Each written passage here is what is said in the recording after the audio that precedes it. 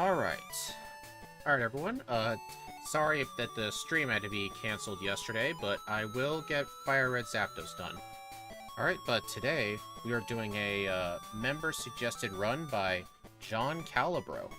Today we will be doing Pokemon Crystal, sadly, with Glaceon. I've ran Evolutions plenty of times. Their movesets are not the best to start off with. Although, since we are doing a modern Glaceon from Generation 9, I was able to give it some slightly better starting moves. We will be starting with our egg move of Double Kick, which is literally just Double Kick, and we also get Icy Wind at level 1. It was kind of hard to decide like what to start with. The thing gets like 12 level 1 moves, so I kind of had to compress it a little bit. So yeah, let's get this started. Also, fun fact, I was struggling for like an hour this morning trying to get this ROM to work.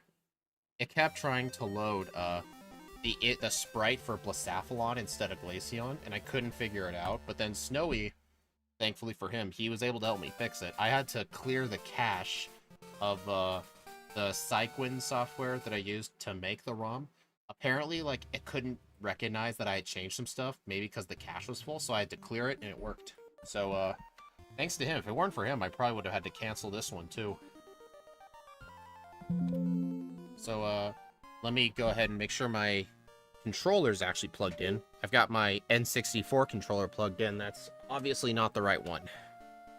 I mean, I could play this with an N64 controller. I'd have to remap the buttons, but I could. I don't wanna.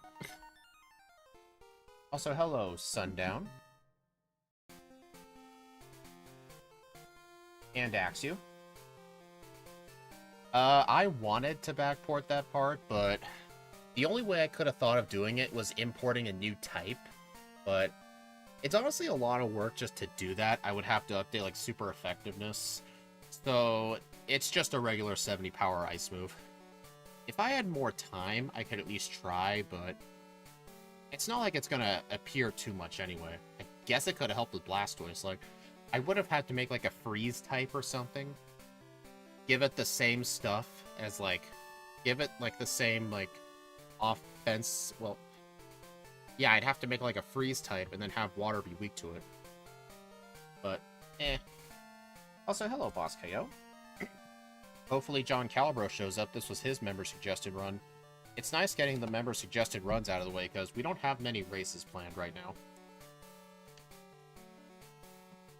Alright, so let's just get this show on the road. 3, 2, 1, go.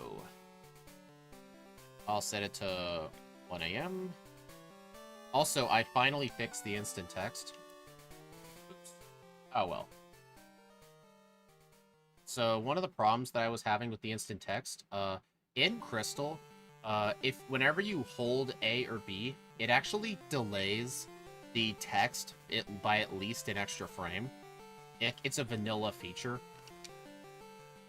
So, like, when I had the text set to instant, whenever I held A or B while mashing the other button, it would kind of revert it back to fast speed, because instead of 0 frames passing per each letter, it was 1 frame, which is the normal fast text. I was fortunately able, when I was trying to fix the problems that the Glaceon ROM was having, I was able to fix that. I actually deleted that feature entirely, so it no longer does that. So now, even if I'm holding B while mashing A, and accidentally talking to this guy, yeah, it doesn't do that anymore, so it's quite nice. Because before, I would actually avoid turboing A and B at the same time, just because of that. I think the main worry for this run would be Charizard. Maybe. Our special attack and special defense are quite... Not special. Special attack and defense. Like, we're odd. We're slow. We have great special attack and great defense. But our special defense and attack are horrible. Plus, we're not going to be resisting that many things. And no, Sundown, this is not a collab with Sparks. I want to do more collabs with him. It's just up to him on when he wants to do them. Honestly, the collabs with him are the only time I honestly play Gen 6. I'll start doing more of those on my own, like when I feel like it, but I basically save them for the collabs. Yes, officer. His name is Steve.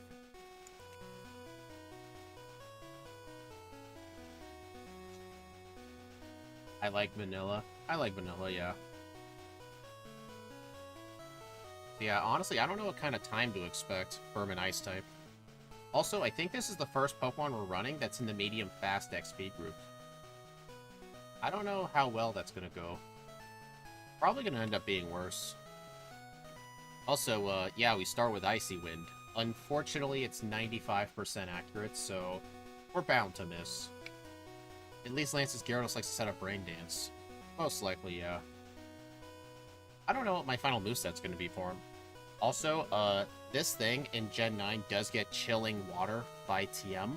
I was thinking we could give it Surf because of it, but that would have been way too much of an upgrade.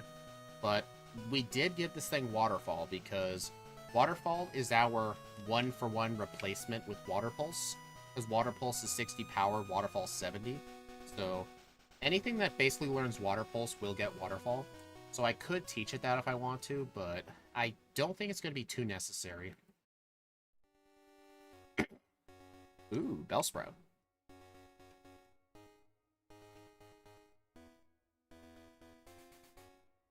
I wonder if I need to use the Sprout Tower. Honestly, I don't think so. So far in these backports, Waterfall's 80? You sure about that?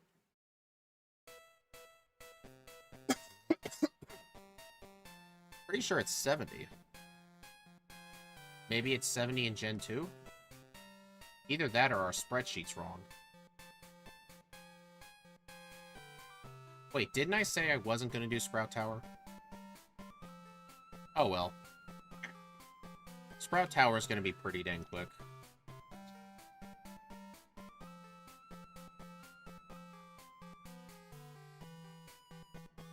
$80. Huh. Maybe I'm misremembering things. Okay. I am out of Icy Winds, so... yeah, this is kind of a bad start already. I literally said I wasn't supposed to do this, yet I'm doing it anyway.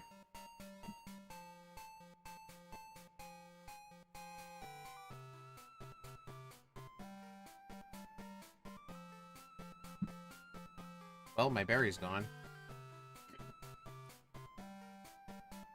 Yeah, apparently in the game's code, in the same spot of the disassembly where I was able to get rid of the holding A or B to delay the text, apparently the game does force no text scrolling in certain spots of the game. Theoretically, I could have disabled those, so like teaching a TM won't make the text instant. Obviously, that would kind of suck. Alright, if I lose this fight... alright, we're starting that over.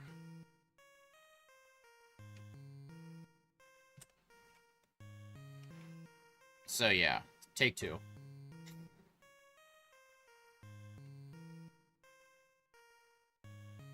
Oh well, it was only 5 minutes. This time, don't do the Sprout Tower, you idiot. Don't do Sprout Tower.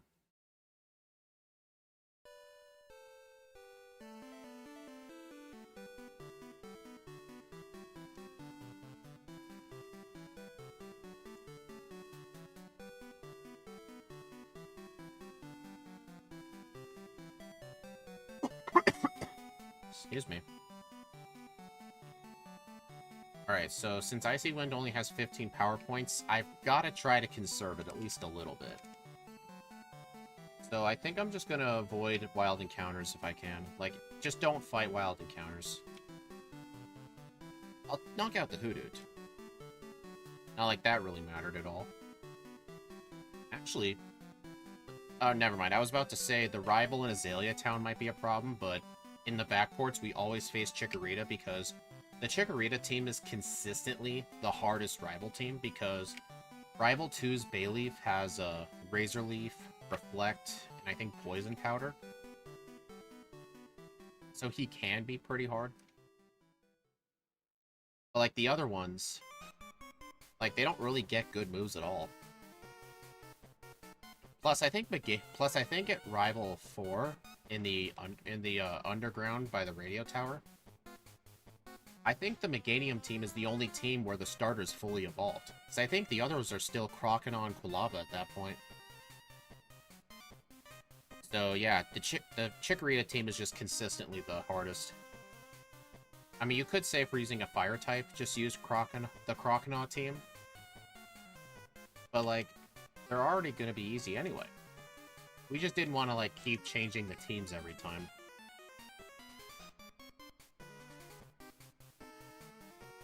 Rival 4? Oh, okay, so Quilava's the only one that's not. Okay. But still, if you looked at the Feraligator's moveset, the Feraligator, from up to the Pokemon League, its best water move is Water Gun. But at least Meganium's got Razor Leaf.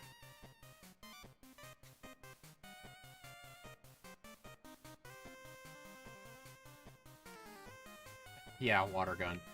Funnily enough, the Blastoise team in Fire Red Leaf Green actually kind of sucks. Because I remember, I don't fight that team at all in my runs, but I remember watching Exceptionals whenever he faces the Squirtle team. The Blastoise at Rival 6, like before Victory Road, the Blastoise, I believe, had Rain Dance, Water Gun, Bite, like something else, Withdraw. I mean, the Blastoise at the champion fight's good, but I think at the champion fight, its only water move is Hydro Pump. And then it gets, like, Blizzard, and then Skull Bash, I think. And Bite. Like, Blastoise team of his just isn't good. Hey, Shadow.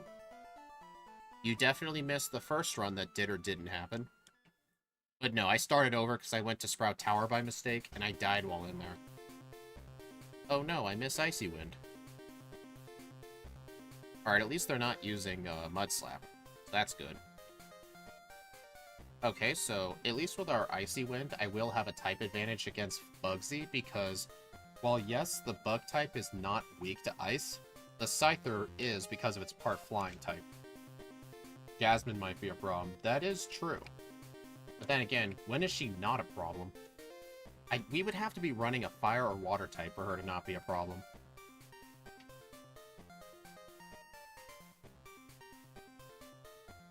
Oh yeah, so the, Bellsprout. So, the moves I have backported out are... excuse me. The, moves I've backported are Ice Shard, Ice Fang, and Freeze Dry. Ice Shard is just an Ice-type quick attack. Ice Fang is 65 power with 95% accuracy. It technically has a separate 10% flinch and 10% freeze chance, but in Gen 2, you can't give two effects at once to a move. So I had to choose one or the other, and I decided the freeze chance was more beneficial than the flinch chance. And Freeze Dry, it's supposed to do super effective damage to water types. But I would have to have programmed like a completely new type for the move Freeze Dry. And I really wasn't willing to go through that effort, so it's basically just a 70 power ice move. It still has the chance to freeze, though. But yeah, our type diversity in moves is not going to be great, especially when all my backported moves are ice moves. I mean, it's not like it had anything better. I mean, I could have backported Baby Doll Eyes, which I wasn't going to, because why the hell would you teach that? Also, we do get Swift, not as a replacement for anything, but in Scarlet and Violet, this thing legitimately does learn the TM for Swift. So I will go get it. Because having some type coverage will definitely help. I mean, we have Quick Attack, but come on, we need higher base power than that. Ice types are pretty good. Ice offensively is. I don't really know about ice types, like, in general. Oh, you're talking about ice moves, right. I thought you said ice Pokemon. Actually, I think ice Pokemon will do pretty good, too, because at least we'll get the same type attack bonus with those moves. Oh, also, just like our other runs, we have perfect IVs, or DVs. So, our hidden power type will always be Dark. I could see that being a benefit for Glaceon, actually, because our special attack is quite good, and it could serve as a good answer for Will. So I might pick it up this run, just in case we need it. And we do have the Pokerust, so we'll be gaining stat experience twice as fast. It's kind of meant to offset the fact that all these trainers have shiny Pokemon. But since the shininess are determined by their DVs, which is the old school IVs, A lot of trainers in this game from having shiny Pokemon are actually harder. The only trainers that are actually easier from being shiny is blue and red, and I think some of the Elite Four. But like every other fight is actually harder. Like these rockets usually have like 0 DVs, but now they have 15 attack and like 10 in everything else, so they're way harder. I'm sure he'll show up. I mean, right now in Australia for him, whenever we're doing a stream tomorrow at 9 o'clock Eastern. For him, that's going to be like 7 or 8 in the morning the next day.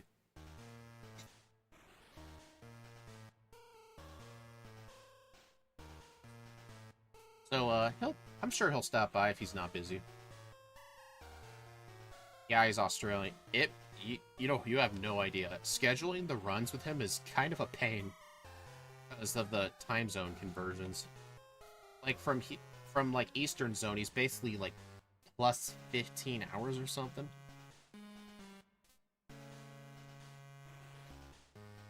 Maybe you'd have to ask him if he shows up.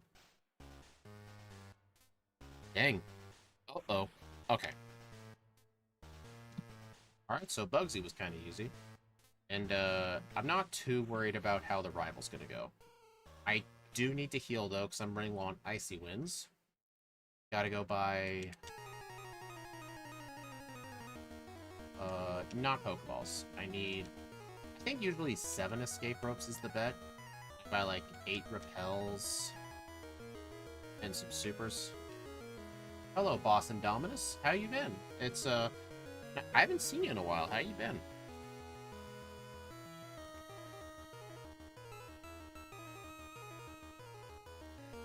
America gang. Speed loves in Canada. What?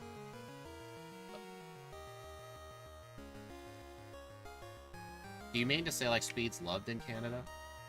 Oh, probably. I mean, Scott's in Canada. Also, expect some more, collab content with him pretty soon. I won't give any dates because we don't have any dates yet. But, Sundown, I don't live in Canada. No.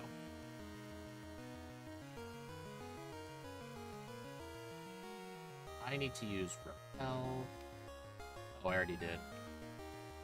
Full heal. Yeah, Sand Attack Rollout will be the best play. Honestly, since in Gen 1, if, like, Giovanni's Kangaskhan uses Rage, and you use 2 Sand Attacks, it straight up misses everything. Imagine if that was the thing with Rollout, too. Hello, Annie. Ah, damn it. I have problems with the move Headbutt. It's only 10 power stronger than Swift, and it's got less power points. It's, like, out of the way. It's like an extra repel to get to it. And I have a problem with constantly attempting to, like, whenever I'm in the Lake of Rage, for example, trying to cut down trees, do you know how often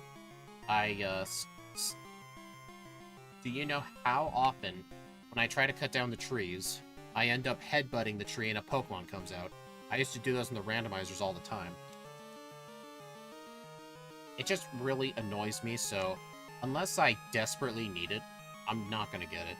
If I'm running, like, a normal type, and the normal type doesn't learn Swift, but I need a good normal move, I will get it, but I don't really rely on it as much as other people. Oh, +3 haircut, nice. You left a comment about Karen's Sand Attack and your hit HP. Yeah, that is a pretty nice bit of detail. Usually in these runs with Pokeruss, I may not have room for an HP up, but if I don't, I will just intentionally not heal after Koga. Or after Bruno, sorry. Yeah, it's quite a nice little, thing. When, basically, like, the less HP you have, the more likely she is to attack. Ice Shard. I think Ice Shard's got 30 power points. Delete Quick Attack. I want to keep Icy Wind for much better coverage. Gotta get the mail. Gotta get the bike.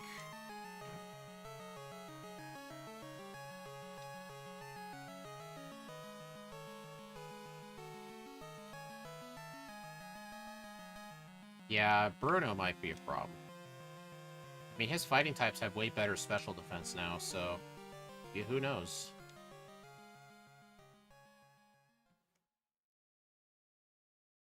Got the Abra.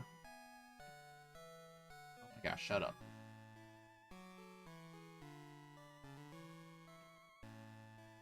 The games I bought, doing good. I bought old DS games 2 days ago and they arrived today. Nice. So yeah, like I said before, Ice Shard is basically just an Ice-type Quick Attack, so with the absurd amount of power points it has, because it's a clone of Quick Attack, I'll definitely be spamming the move. Also, 110 special defense. Like, it's very odd having something with high special attack and high defense. It's odd.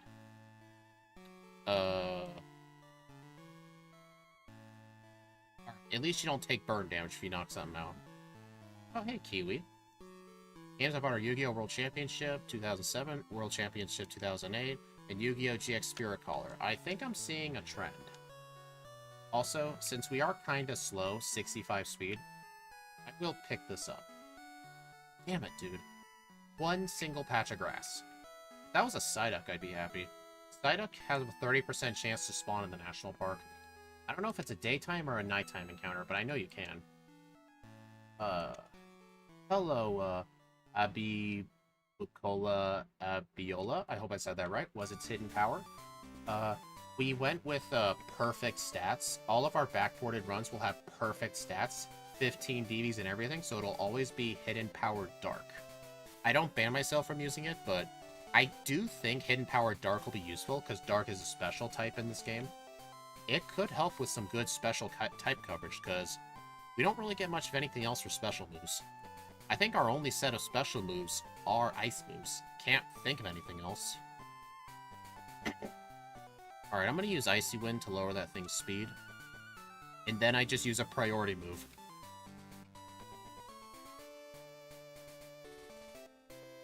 Yeah, whenever Steve, does his own solo runs where he himself uses a shiny, it's always Hidden Power Dragon because of how shiny DVs work. But I mean, we don't ban the hidden powers in these. It becomes a consistent type. Although, when I do my own regular crystal runs, I let myself use whatever hidden power typing I want. Alright, I don't think we learn Rock Smash. Just in case, I'll just pick it up. Look away. Dude, he's freaking stuck. Can you imagine if that was the Entei?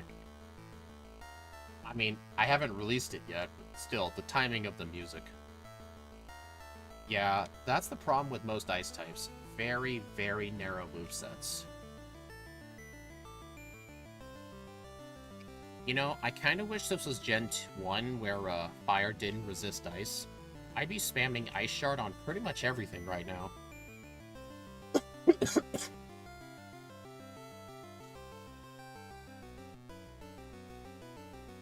Uh-oh. Dude, I got hit with so many of the sand attacks. Okay, equip that. Give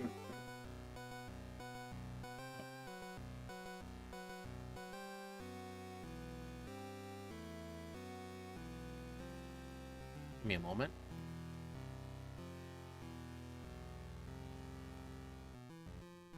Alright, I'm back.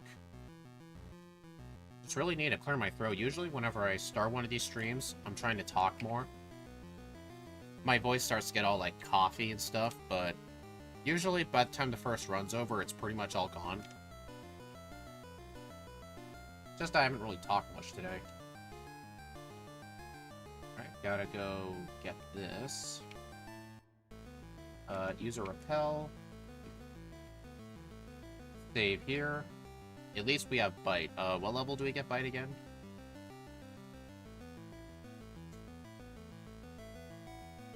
Uh-oh, I've been cursed. Oh, there's Bite. You know what? Delete Icy Wind. Icy Wind's only 55 power anyway.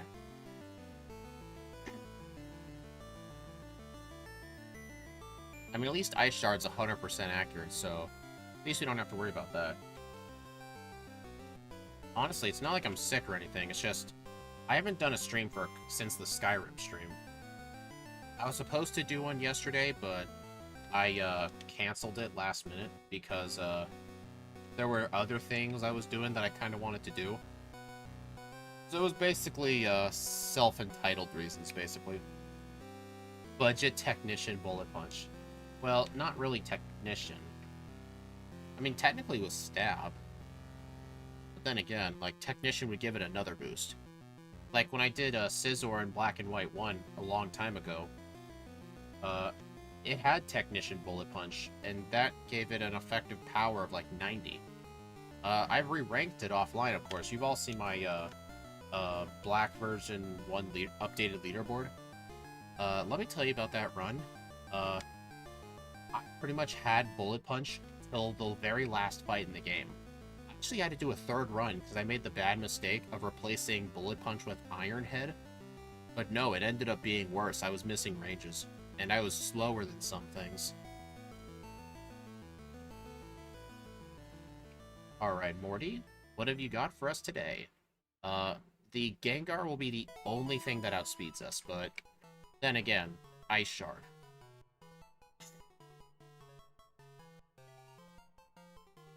Oh, I got the Quick Claw proc. And the flinch. Nice. I do want to do Togekiss and Black White 1 whenever I cross that bridge. Yeah, I think you gotta burn through your Emerald phase right now.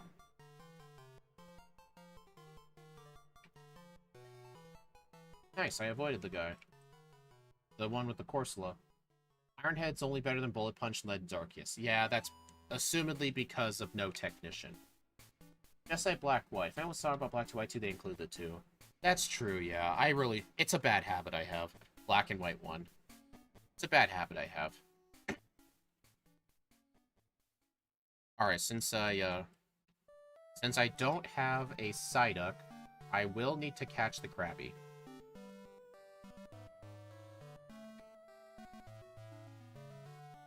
Buy some super repels. Get strength. Didn't need to loop all the way over there.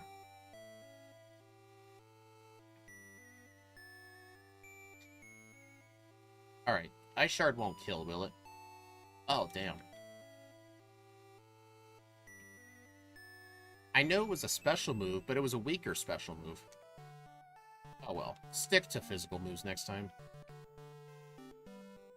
Let's look at it. 18 special defense and 43 speed. Hello, MVF. No technician, also the turn system. Iron Head also works similarly due to the flinch mechanic being substituted by lowering the opponent's action speed. Dude. Whooping cough, does that say something? I got it straight out of Translate. Whooping cough? That'd be a way more serious thing.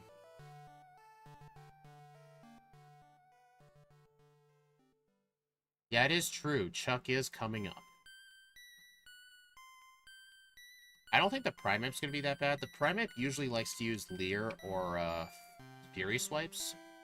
If I have to guess what the Primeape is gonna do, Ice Fang. I think get rid of Swift. Yeah. Actually, that may not have been the best play. I might want to... That might have been... I know it. I'm reversing that decision. I'm replacing Sand Attack. Because if I had stuck with that, I would have had only resisted moves for Poliwrath. So, I needed to undo that.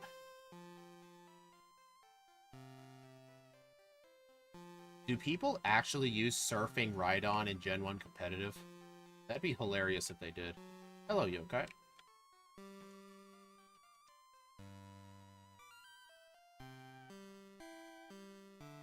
Alright, gotta teach Surf to Krabby.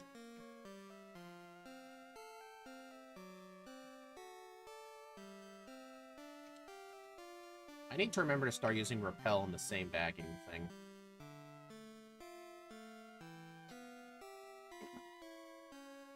Actually, Bubble Beam. Uh-oh. That would make more sense. Gotta get the secret potion. Alright. I need to heal. Alright, let's just fight these two and see how well it goes. Who knows, it might not be that bad. 115... I think it's 115.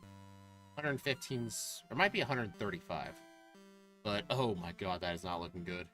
I might have to reset. That's the day I actually died to a Hitmonchan's Fire Punch. Honestly, I should have used Ice Fang. So, let me go ahead and fix that. Ow. I don't know if Ice Fang or Swift would be better here, but our attack stat is horrible.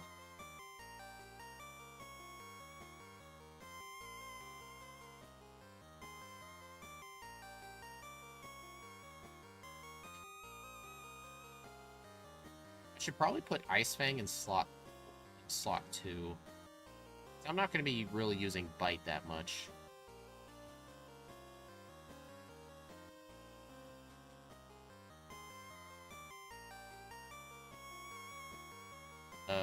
Yeah.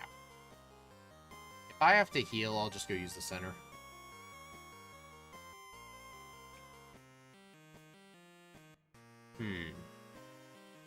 Chuck, oh Chuck. If I have to guess, I think we would have to win this by hoping he, like, uses Hypnosis and fails, or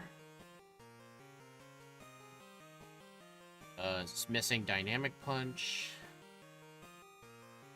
or maybe there's a chance he might use Surf, or he'll use Mind Reader, definitely. Alright, let's save here and see how it goes.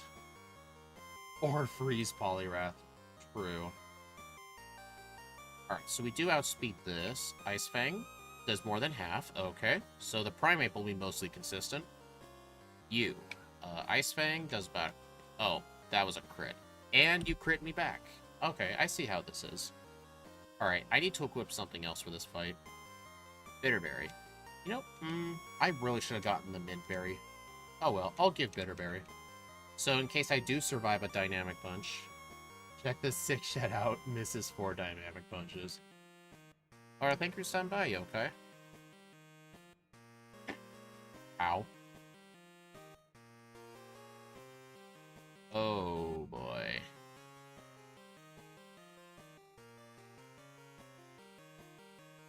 So I can survive a Dynamic Punch, but that's horrible range. Let me take a look at how Swift compares.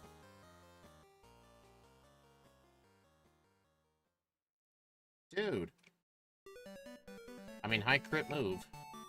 Okay, barely any better. Okay, yeah. That is, gonna be an issue.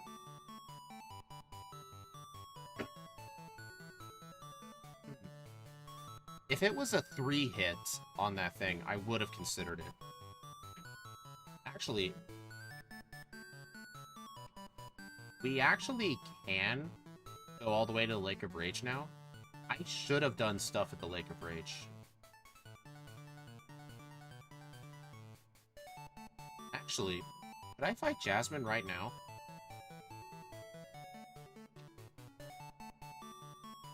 I mean, this would be a huge waste of time, obviously. Like, I would obviously not do this in Run 2, but I'm just curious. I think so.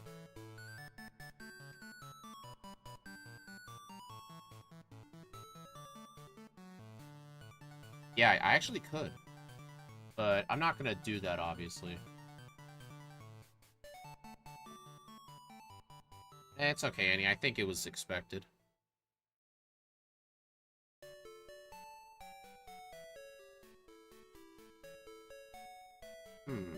Should I get the rare candy here? I think I should. Also, if you guys are wondering where the heck all those guys are, I actually had the guys guarding the tower modded out of the game. So that way, during backports, we could theoretically get the rare candy here if we need it.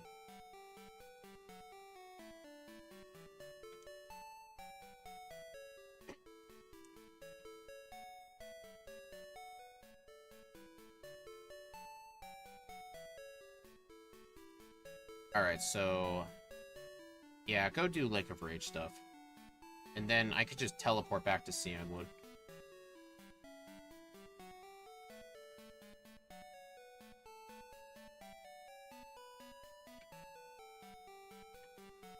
It's not Harpulse of Silver. You don't actually need to encounter the Legendary. You can fight Jasmine for Chuck if you do give her the Secret Potion. Should you? Probably not. Yeah, because theoretically, though, you could just go in the Pokemon Center at Olivine, then surf all the way down, get the Secret Potion. I did not mean to go up there.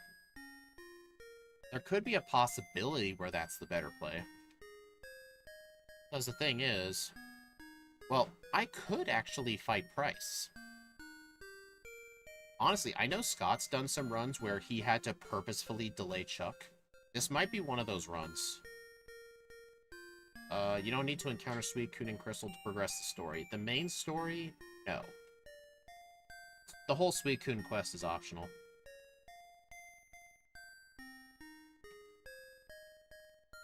So yeah, like, whenever I'm in this area, like, trying to cut down trees, you see how I keep talking to, like, those headbutt trees? If I actually had headbutt, it'd be like, hey, would you like to use headbutt? Apparently Steve doesn't have this issue, but apparently only I do. Alright, gotta get hidden power, just in case I need it.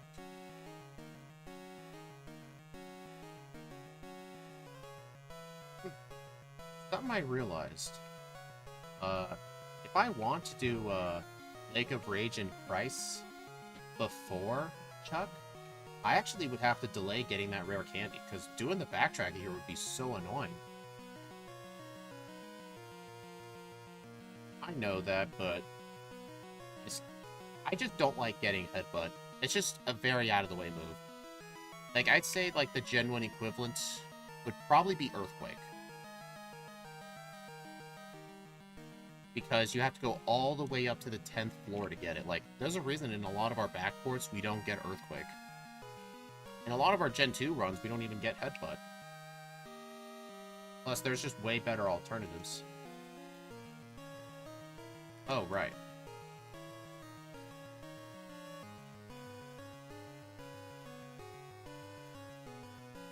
Well, at least the Noctowl is pretty good XP. Not really.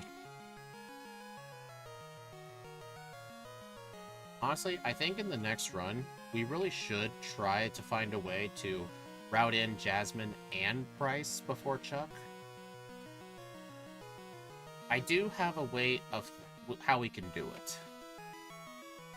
Like, I think what we may have to do is, like, surf to Cianwood, get the secret potion, set our teleport point to Cianwood, then go backtrack, fight Jasmine, and then go bike all the way to Mahogany, do the hideout, and then teleport back to Cianwood. Because we really just don't have good moves at all. I mean, I could have had Return by now, yes, but at this very moment, Return would be roughly 80 effective power, and even then, our attack stat is horrible. Like, I really don't think it would improve things much.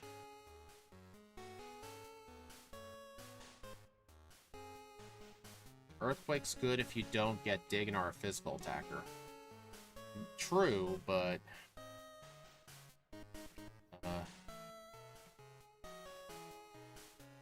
a lot of our backports do get other things like Body Slam and Rock Slide, which are in the way. And besides, most of our backports actually do get Dig. Usually gets Dig before Earthquake. Yeah, Earthquake in this game is just way too late.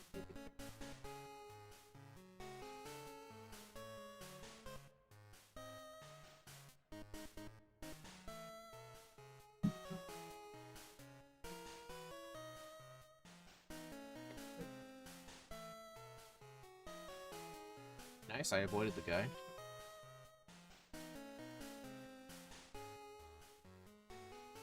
It's honestly whatever when Return is right there. Yeah, and a lot of our backports we do end up getting Return just because it's right there. I mean, I couldn't pick it up when I was in Goldenrod at the time. Yeah, no thank you.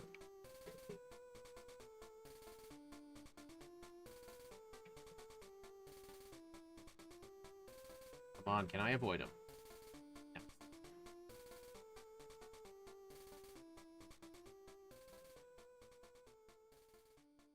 Where was the last time I healed? I think the last spot I healed was Olivine.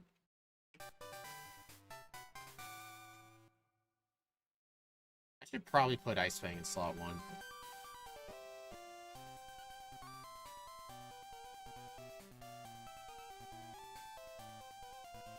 Yeah, when I did Steelix, having only Dig as my ground-type move was just bad. It's the Endwood. You say your teleport, but oh yeah, you're right. Yeah, for this run, I do legitimately think it's worth delaying Chuck. Just because our answers for him, it's just... We just need to out-level him, basically. I want to get to the point where, Ice Fang does around a third. Darn it, Douglas.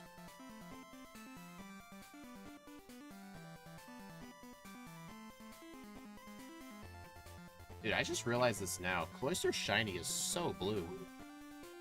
Even Gen 8, his only level up move is ground move is Sand Tomb. Dang.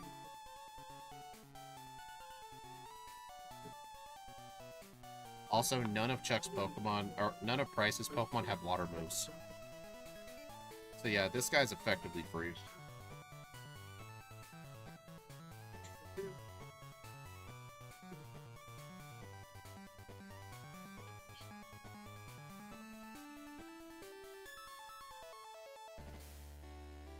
Okay, so yeah. So I think what I would have done in run 2 was, I would have fought, Jasmine first, then Price, then teleport back to Cianwood. So just to stick with potential round 2 routing, I'm gonna go spike my way to Jasmine.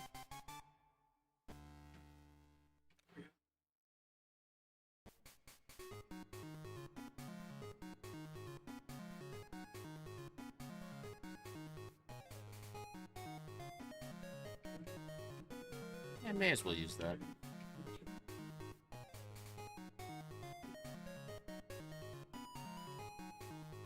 Alright, so Ice Fang, how much? That was a crit. How much does it do for Steelix?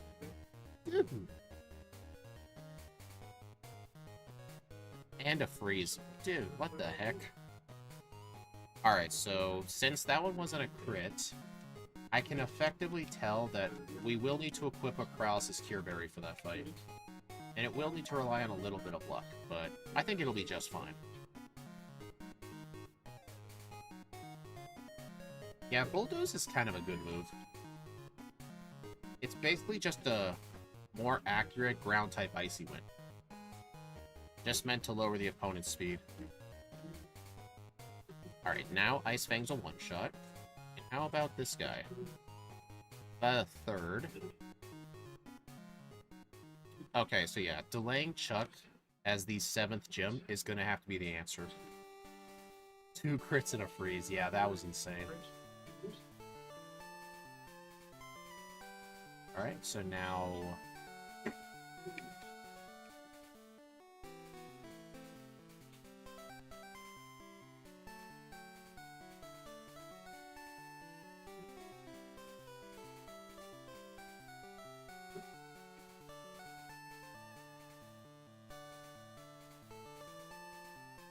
Alright, avoid the side-out guy. Candy, Nugget.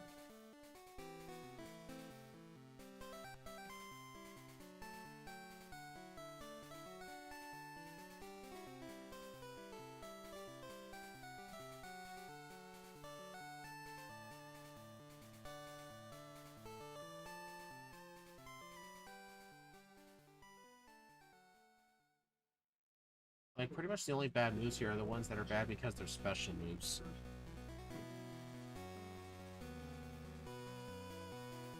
Wait, Onyx and Steelix are in Legends? Oh yeah, they are, yeah. I was trying to think of, like, I don't remember seeing Onyx. No, I remember there was, like, one cave in early games, the Fieldlands, I think. I remember there was a cave with Onyx in it. I think there's, like, a whole story, mini-story quest around it.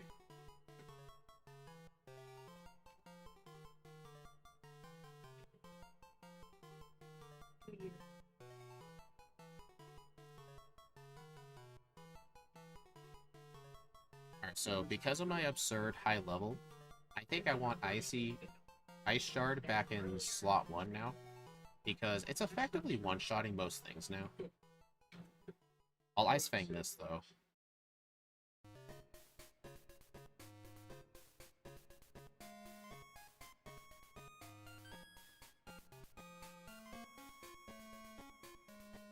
Yeah, we gave it, or I should say I did, because Steve didn't make the moveset, even though he knew I was doing Glaceon. I showed him the schedule. This thing basically gets, like, almost every ice move in Scarlet and Violet, so I felt like it was fair to give it Ice Punch. Honestly, I really should have bought it, though. Not buying it was kind of a terrible idea. Then again, I had Icy Wind. 50. Yeah. I had Ice Fang at, like, what, level 20? Ice Punch would have helped for, like, Whitney, but I would have had Ice Fang for Morty.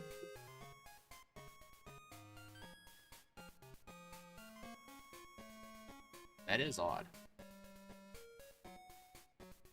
Alright, so Freeze Dry. It will not do super effective damage on water types. It's effectively a 70 power ice move, with a 10% freeze chance. That's all it really is.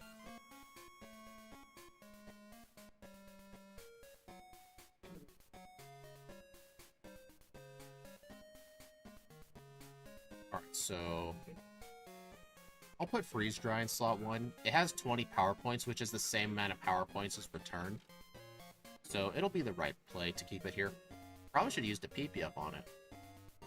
Swift.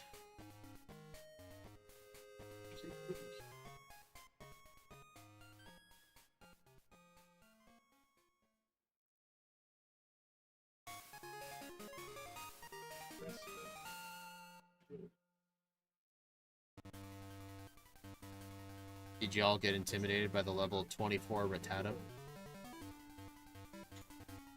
Yeah, he was definitely a hard rocket grunt, isn't he?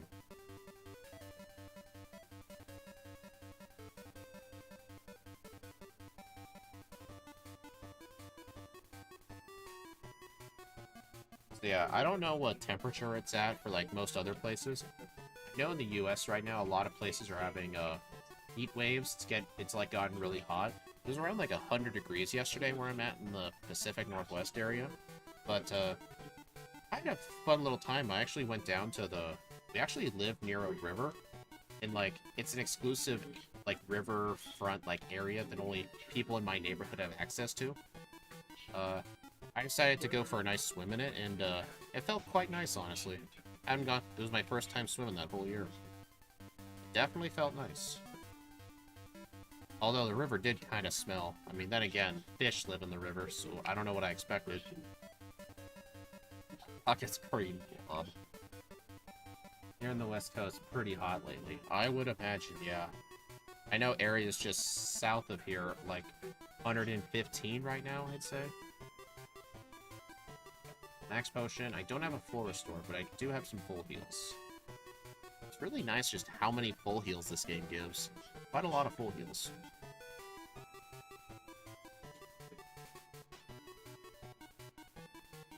Alright, Max Ether. I am going to use that on Freeze Dry. Yeah, that would be pretty hot.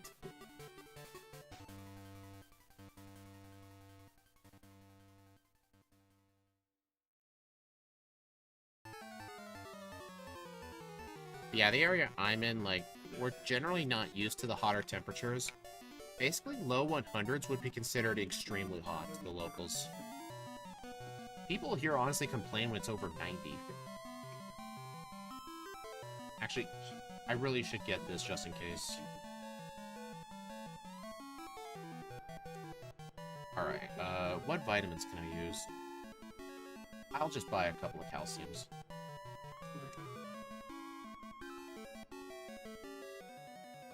Ice Punch. Leafeon and Gen 2. Don't give John any ideas. Phil and England are pitching about an 80-degree Fahrenheit heat wave. Yeah, the Brits have no idea.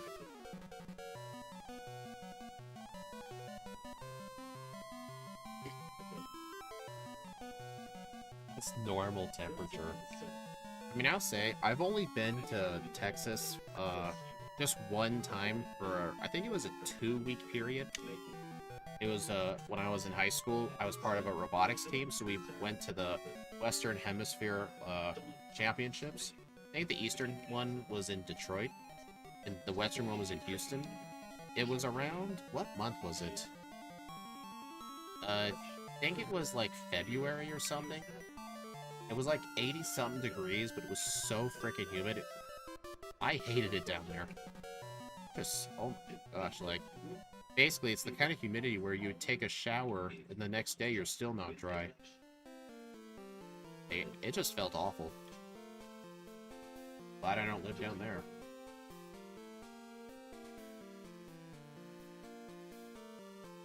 I'll get the pink boat just in case.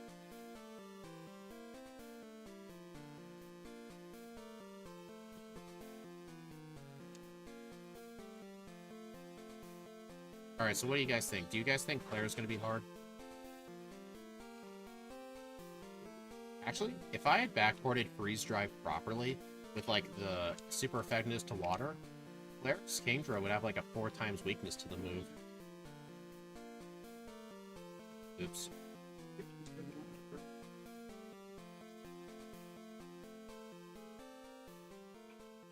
Claire who?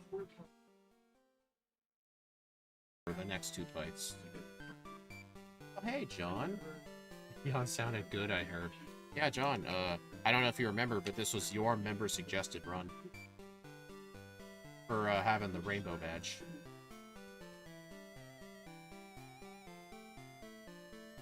Alright, Icy Wind, 1 shot. Almost. A good thing I chose to save some. Froze the Kingdra. Yeah, we're gonna get a lot of freezes in this run, that's for sure.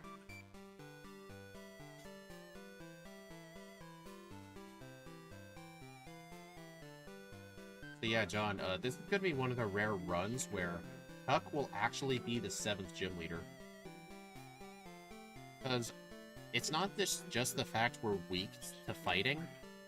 We don't have good moves for his Poliwrath. If we fight him last, we'll be level 37, and even then, Ice Fang is a 3-shot.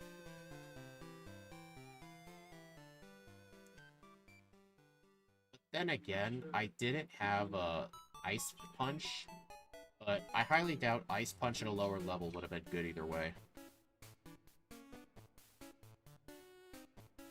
Top, bottom, bottom, middle.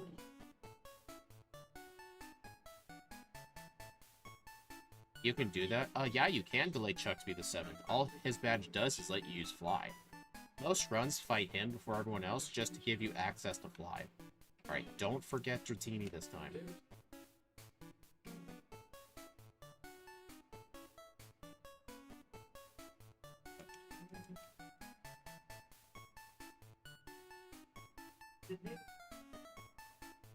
Alright, I've only got 1 escape rope left. Alright, I don't think I need any more vitamins.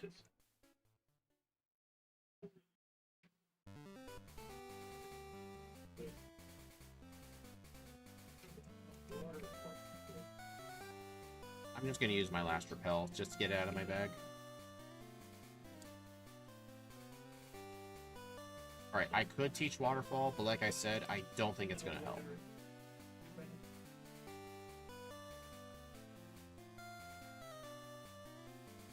Trainer right there is actually a predictable spinner. She always goes clockwise. So I just pause buffer so I know when to go past.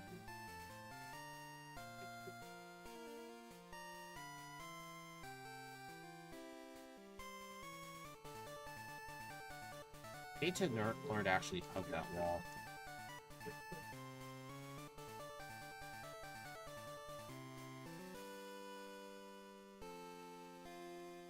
Dang, Freeze Dry with Never Melt Ice is doing quite nice.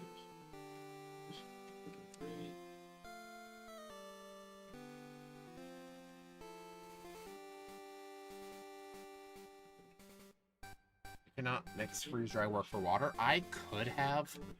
The solution would have been to just make a new typing for freeze dry, and just all I would do is make water weak to the freeze type. That's all it would have taken, but I just didn't feel like it. I didn't really think it would matter too much. I just don't want to have to make a new typing, because there's not really room in the game for, like, extra typings. I know there could be room, because there's room in the game for 50. Oh, God. Oh, that's a reset. It didn't save either. Make freeze-dry typeless. It doesn't exactly work like that. Besides, even then, that wouldn't be completely accurate. Yeah, I do have Ice Shard. That is a fact. Should have used it.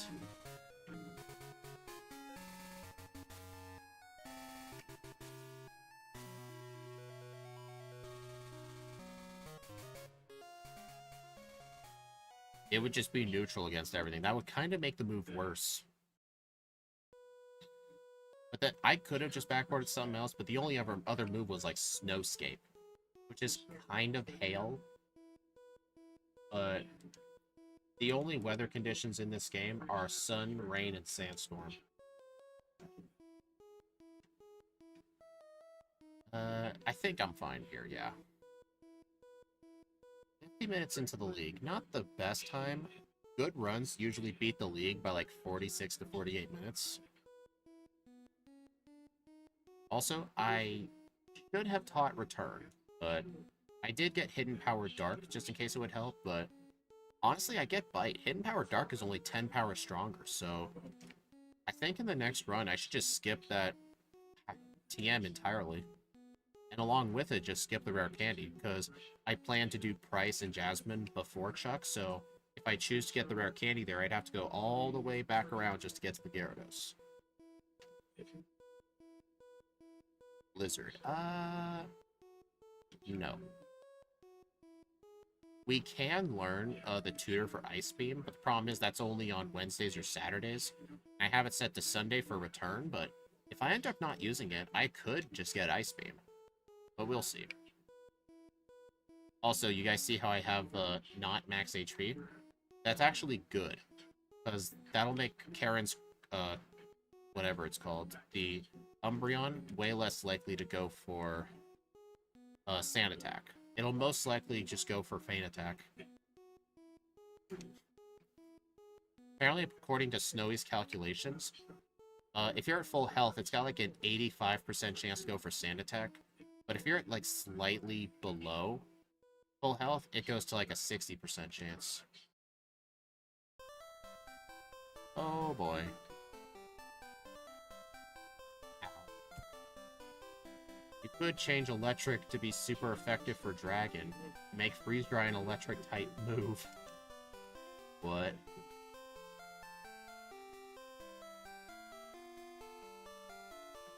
I'm not making Freeze Dry an Electric-type move. Because Freeze Dry should still do super effective damage against stuff like Grass types.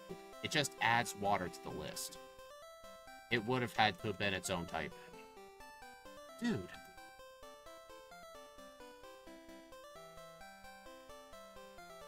Well, thank you for stopping by, Andy.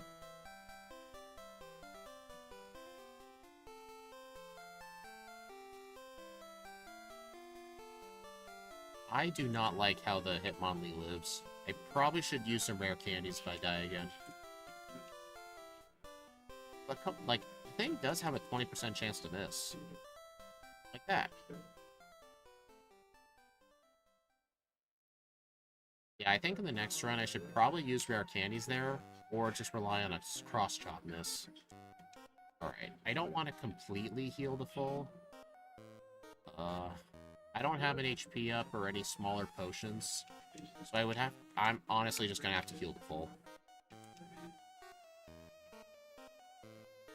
Actually, didn't you say there was a hidden HP up inside Victory Road?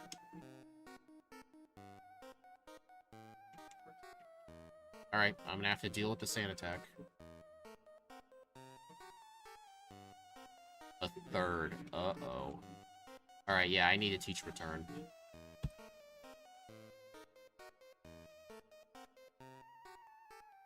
Man, John, you were just trying to think of a way to make that move work, huh?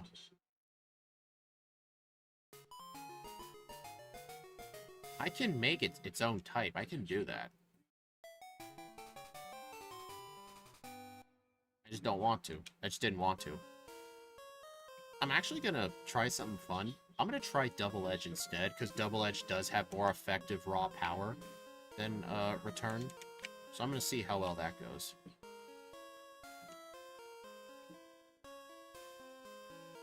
Almost.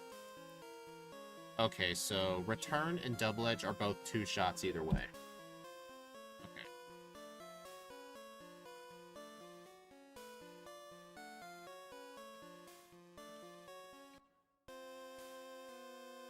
Yeah, Freeze Dry would have improved Chuck a little, yeah.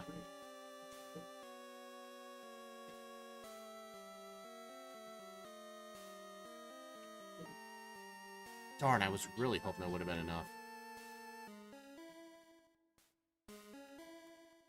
Alright, Return does almost all its health.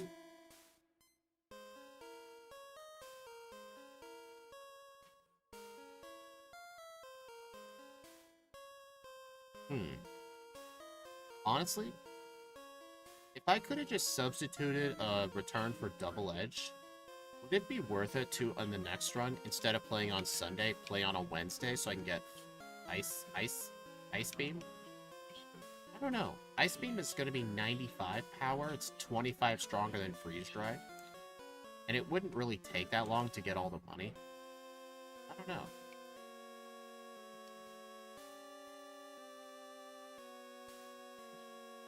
Yeah, I wouldn't be too worried about this fight. Yeah, the Rain Dance just basically screws up Charizard. So it's often a benefit to just let him do it. As they say, don't interrupt your opponent when they're making a mistake. Pink Bow? Yep. Pink Bow may have helped. Double-edged Pink Bow might have helped.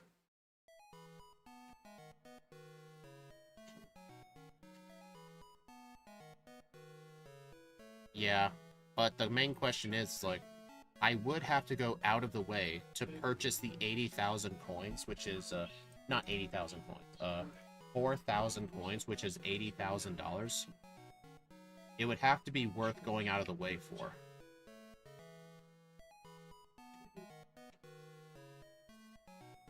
Ice Beam is better than Return. Pink Bow Double Edge should one-shot. Yeah, that's what I'm thinking. I mean, I think on the instant text, buying all the coins shouldn't really take that long. I mean, right now I've got 58 grand, and I didn't even sell any of my nuggets. Like, I could skip the vitamin buy. I mean, it didn't really need vitamins. But the main question is, where is Ice Beam gonna help? Where will it be worth the time to have Ice Beam instead of Freeze Dry? Where will it be worth it? That's something we gotta figure out. The only fights up ahead are blue and red. Will Ice Beam help for blue or red that Freeze Dry would not?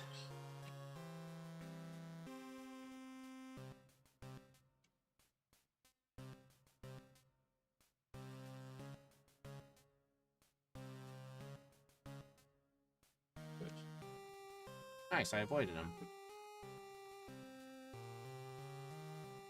Would you do in the Kanto section and change the clock on the reset? It involves a very specific button combination, and you have to type in a password based on your trainer ID and how much money you have. And besides, I just banned myself from changing the clock.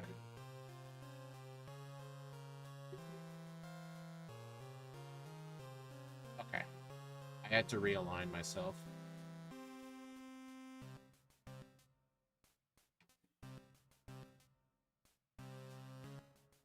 Yeah, I don't think Ice Beam is worth it.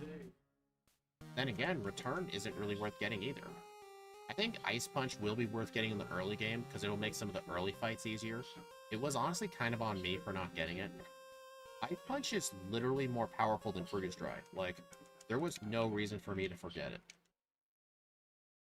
Like, if I had gotten Ice Punch, I still would have taught Freeze Dry just for extra power points, but Ice Punch would be my main go-to move right now.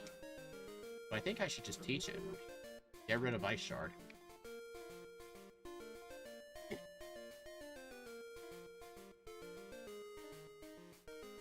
Yeah, the Executor and the Venusaur. Those are effectively the only good points.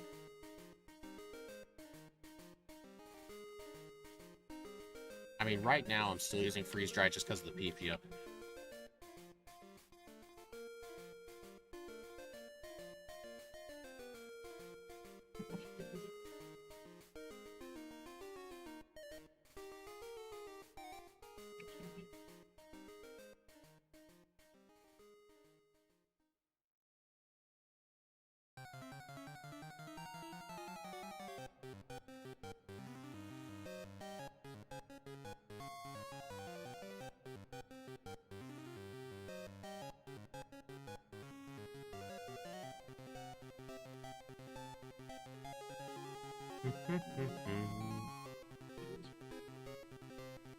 Man, I even outspeed the jump buff. Nice.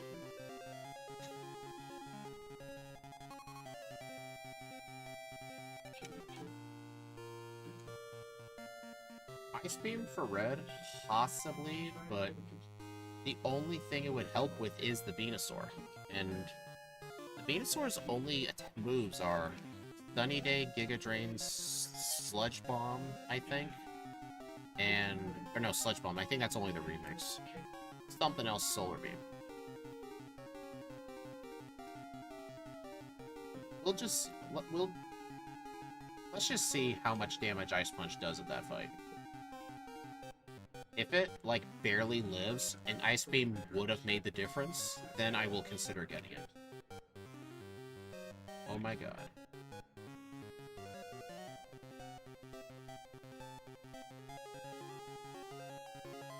Charizard as well. That is a good point. It will be neutral to the ice moves. But what I'm hoping is that... no, he's not going to send out Blastoise second. He's either going to send out Venusaur or Charizard second, because the Venusaur can come out second because it has Sunny Day. When the opponent looks at, like, if it has super effective moves, it doesn't usually look at the typing. So, usually he might send out Venusaur against a Grass type because it has Sunny Day. I mean, there are other things it prioritizes, but that could happen. I think it'll either... I don't know. I don't know if Axew or anyone else has done, like, a pure Ice type. Pure Ice types really aren't a thing in the first two games. Are there even any pure Ice types?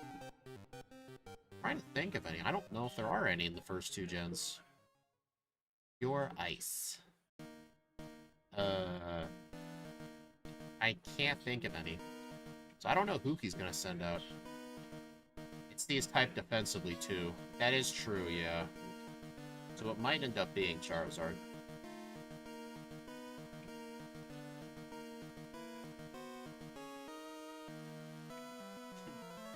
Kind of funny how Ice Punch is more powerful than my own backported Freeze Dry. No pure Ice types. Yeah, that's what I figured. I mean, this fight, Freeze Dry would definitely help. But I think Bite should just be just fine.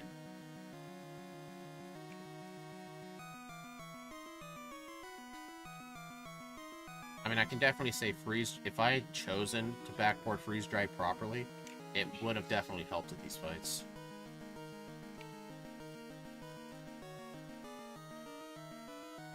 Aw, darn. Professor Elm won't let me use Super Repel in battle.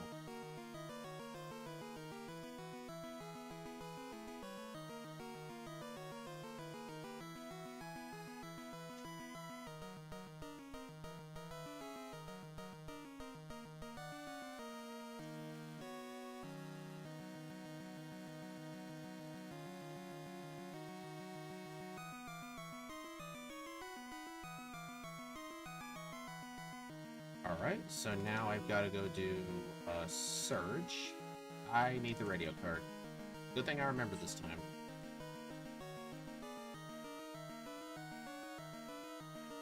My over-under 110? That is looking a bit close. Gotta go fight the boss KO, gentlemen. I have seen Red send out Charizard second if you're Sneasel or Articuno. Yeah, that's true. Red doesn't have fighting moves. He doesn't have... besides Pikachu, he doesn't have electric moves. Or rock moves. I think it's most likely going to be Charizard.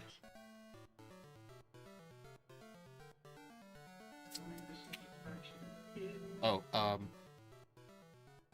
when I do get all the badges, I will go to the Celadon, and I will get some emergency TMs, like, I will get Protect, I will get Curse, just in case the moves are going to help. Because it is possible I may have to use, Curse strats. I mean, Curse strat on the Pikachu might help. Then again, we do have a lot of bad weaknesses.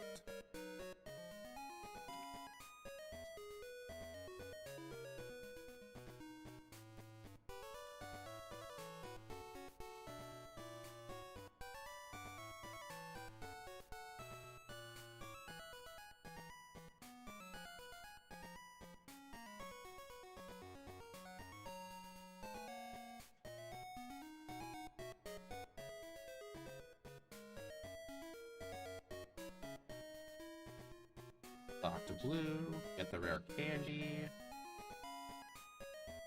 Alright, let's go do Bland. Darn it.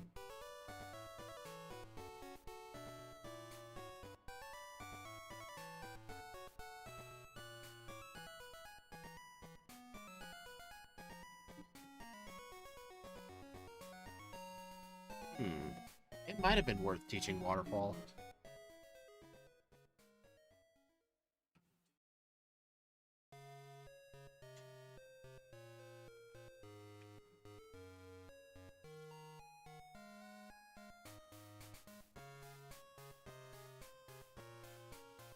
Dude, that was a critical hit Fire Blast. That's not fair. Honestly, I should have. But the problem is, if I teach Waterfall, I'll have to go all the way to Blackthorn just to delete it.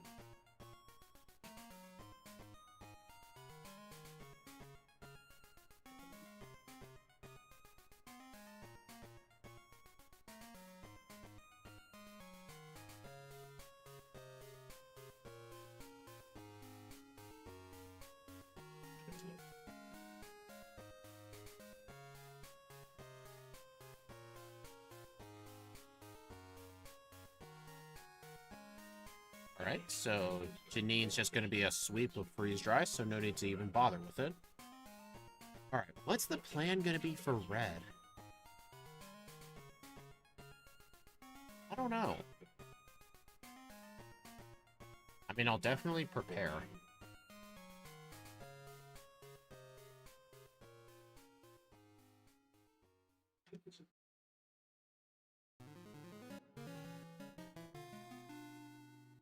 Yeah, I am not outspeeding that. But it could make for an argument of Curse, because Curse wouldn't really make a difference for the Charizard anyway.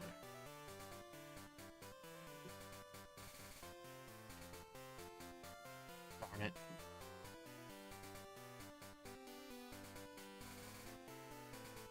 I was really hoping to avoid that guy.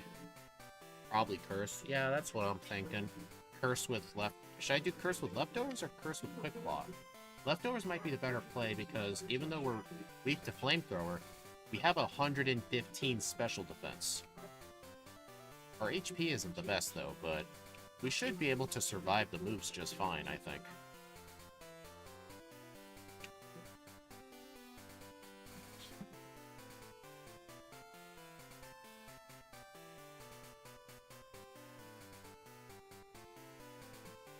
Oh boy.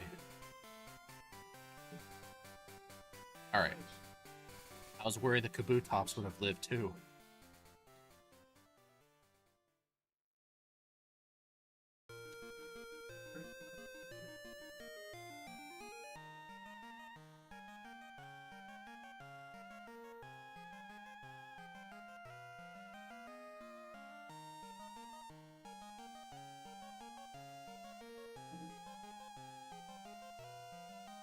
Alright, let's see how well the Arcanine's gonna go. I think it'll be just fine. Well, if Freeze Dry's not working, then I think Ice Beam for sure. Uh-oh. Returned us slightly more. I think I should have gone for Bite. How much does Bite do? That was a crit. Okay, what? Dude, stop critting. I need accurate numbers here.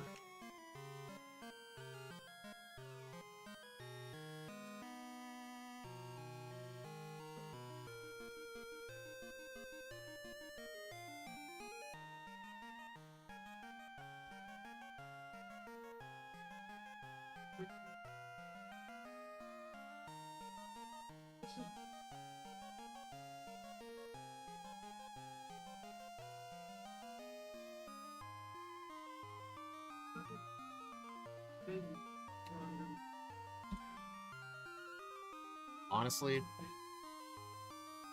Waterfall's definitely seeming tempting right now. You know what? I'm teaching Waterfall. I'm getting rid of Bite. Or, you know what? I'm getting rid of Freeze Dry. Ice Punch is just more powerful. Let's see if I end up regretting this. I don't think I really will.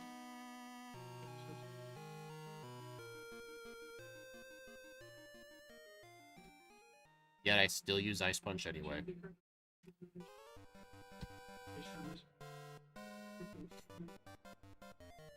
Man, I am intentionally screwing this run up. I mean, 110 was still an okay estimate for a first run, because I'm at blue right now. I've just been having some problems.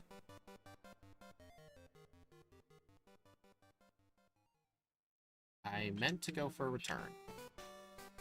Honestly, I probably should have equipped the leftovers by now.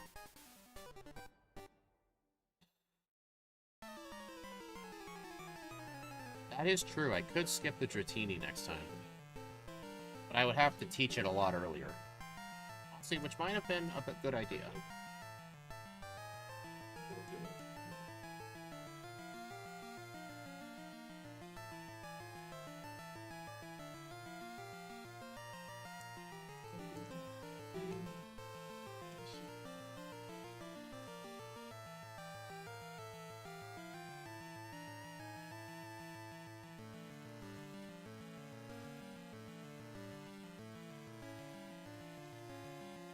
I don't think I need the extra rare candy.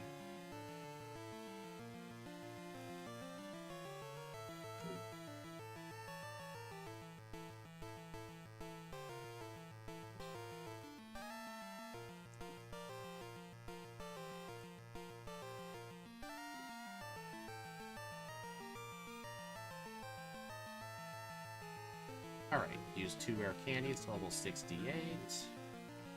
It's potion. Well, we'll just see. Let's just fight red with the moveset we got. Charm. Turn 1 Charm really doesn't matter, I think. You've got to be kidding. Okay, that isn't fair.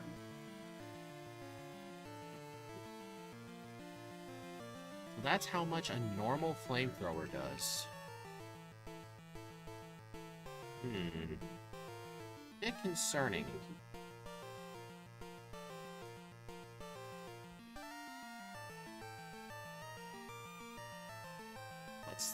What TMs do I got to work with?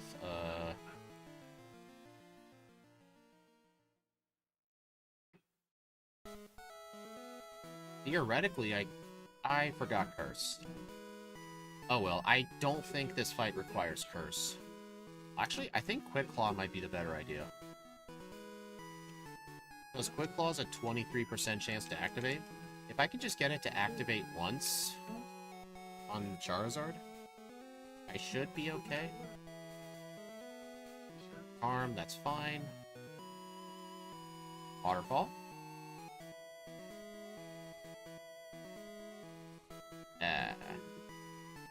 Yeah, I don't think that's gonna work either. Let's just see how much Ice Punch does. Actually, I don't think Ice Beam's gonna matter either. If Waterfall doesn't even come close, why would Ice Beam come close?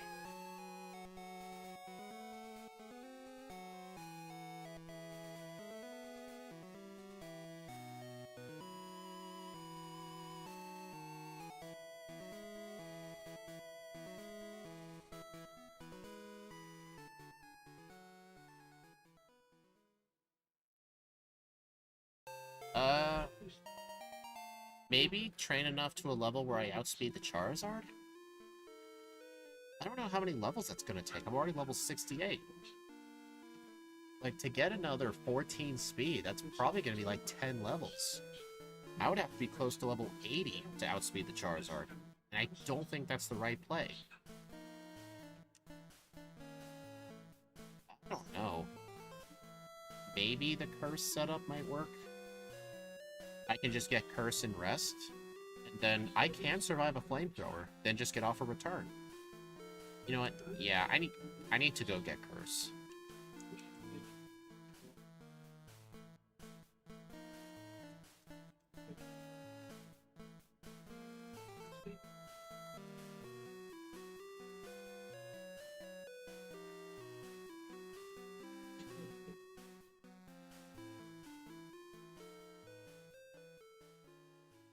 I hate how you can't teleport or fly off this building.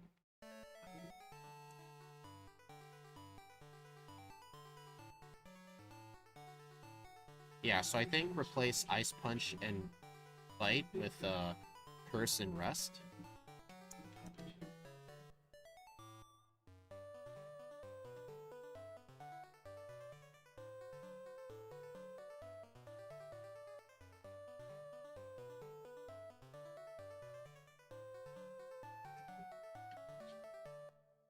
And then equip leftovers too. Alright, get rid of Ice Punch. And then get Rest and replace Bite.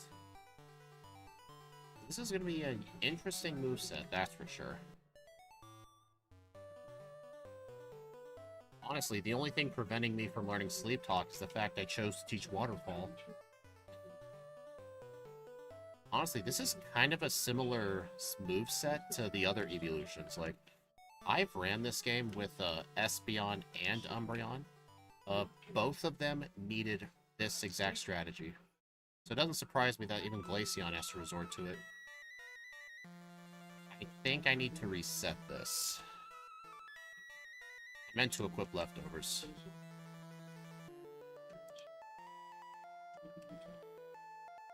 Classic Gen 2 Rest Curse returned. Yeah, honestly, I don't think teaching Waterfall is a good idea. It helped with Blue, but I could have just used a few curses in return.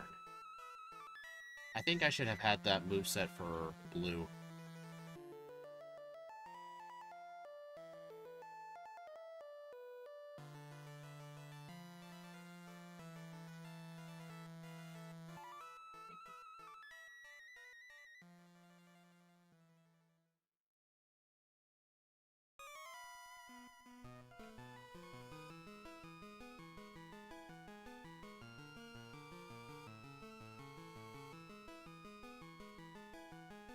Dude, that dumb Pikachu. Normally, when I get that high, he quits using Charm, but now that's just all he's using. Like, in the past, like, I've never seen Pikachu use Charm past turn 1.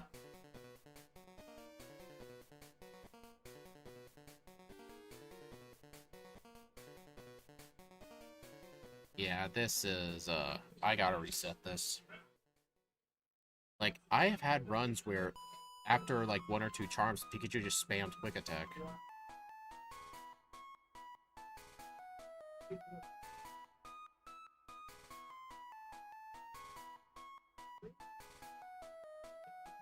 Honestly, I think +2 might just be enough.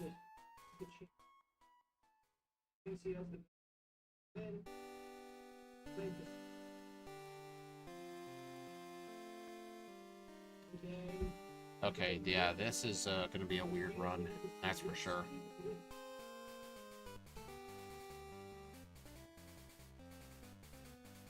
This Pikachu is 167 speed, so if I had trained up a couple of levels, I could at least outspeed Pikachu on turn 1. I don't think that would have mattered, though.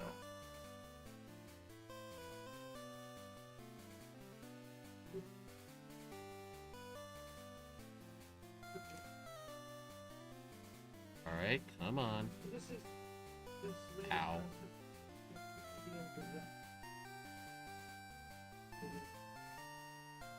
Okay, Thunderbolt. See, it's not going for Charm anymore.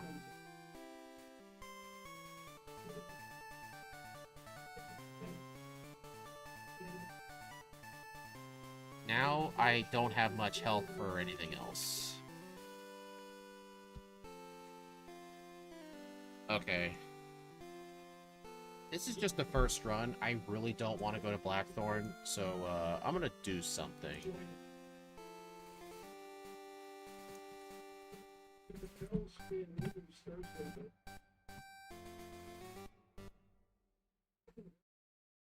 We're just gonna pretend I never taught the HM. So I'm not leaving. John, Ice Beam is not gonna cover it. Like, if a super effective waterfall can't deal with Charizard, why would a neutral Ice Beam do it? It doesn't make any sense. Alright, so now I can use Sleep Talk. So maybe I can attack while I'm sleeping. Using the candies pretty early. Who did I use them on again? I think I used it in the league. Yeah, it may not have been the bestest idea. That was a crit.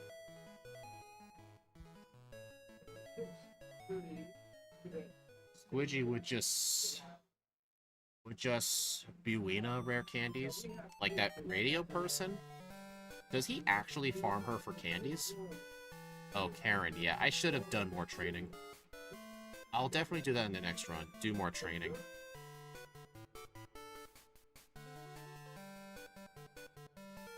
Well, that was a pretty quick, getting all... I was about to say, that's a quick getting all the curses set up, and I just got a Thunder crit. Like, that's not cool. So yeah, that one fight where the Pikachu just spams Charm over and over again, that was kind of a rare thing. Like, I've never seen the Pikachu do it ever again. Like, this time it's just spamming Thunder. Alright, so now at this point, I just Sleep Talk. And in Gen 2, if you Sleep Talk Rest, it does heal your HP. Okay, that is just not fair.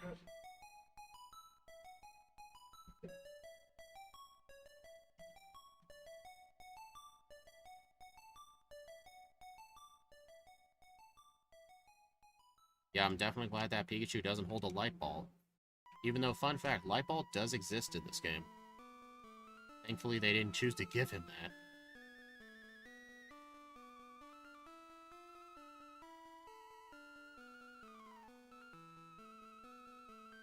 Curse. Oh, okay, that sucked.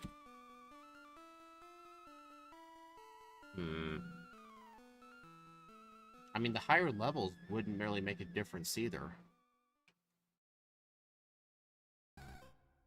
Besides, like, allowing me to outspeed the Pikachu for one turn.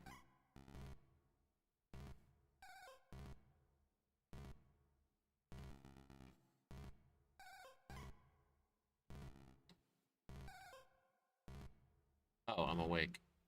No wonder Sleep Talk kept failing.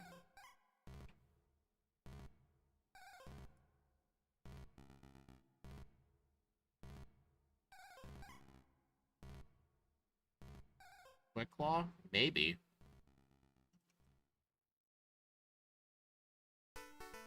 That is not fair, dude. It does lower my speed, yes, but I can't knock out the Charizard.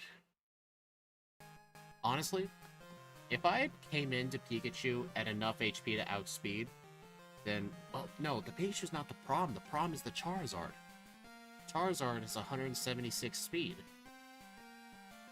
Okay, I need to do this strat with Quick Claw and see how it goes.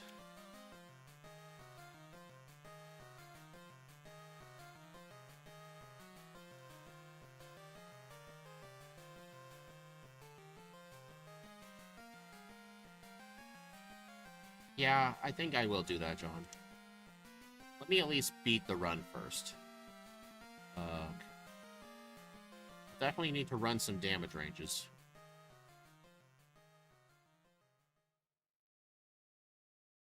Rest.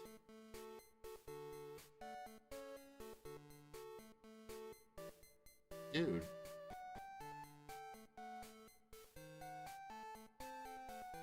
I kinda wish it Sleep Talked Rest.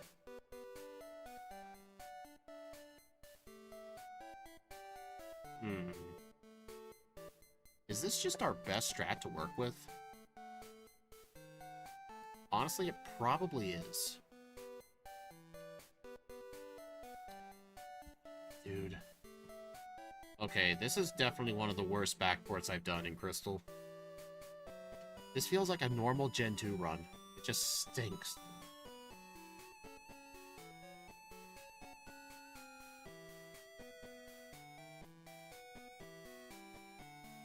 You know what? No. Red has a 15 attack, 10 and everything else.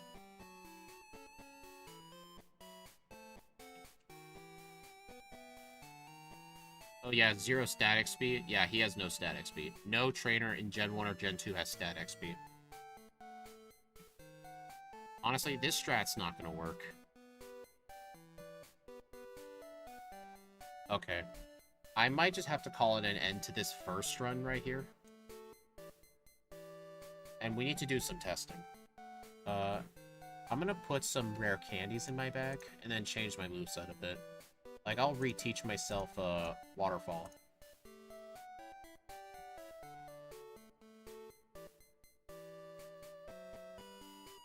Do Backport of Hydreigon? I would love to do a Backport of Hydreigon. That'd be fun. Alright. Replace my Super Repels with...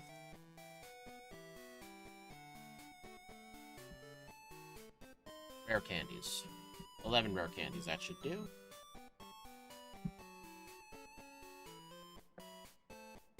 Alright. So what level do I need to beat outspeed the Pikachu? 71. Well, the backports I'm doing right now, they are members. This is a member suggested run by John. If it's not a member suggested run, then whoever Steve and I do a race with, they would have to choose Hydreigon. I don't really pick these on my own. Hopefully somebody picks it. I really would like to do it, though. Okay, so... yeah, Charizard's 100... Actually, it's technically not that far from 174. I may just have to do a lot more training. I think that's the answer. Let's see, 174. Oh, I would... Drew Draco Meteor Backport? Oh my god. Alright, so I would need to be level 74. So, I could do that. I would have to do a lot of trainers. And save them. I might have to actually get rare candies I don't normally bother getting. So yeah, and then I just need to teach Waterfall back. I mean, I don't have Ice Punch anymore, but I don't really think it was needed for Red anyway.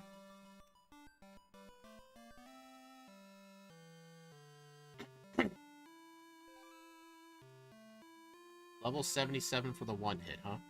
Honestly, I don't think the one hit is as important as just outspeeding it. I think the outspeed is just what I need.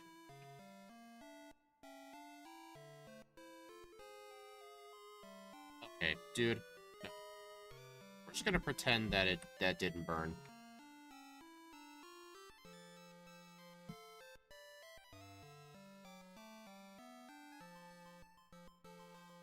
Right, Espeon. Quick Claw, nice. Yeah, it definitely would have been a two-shot with Ice Punch. Alright, let me, reteach Ice Punch.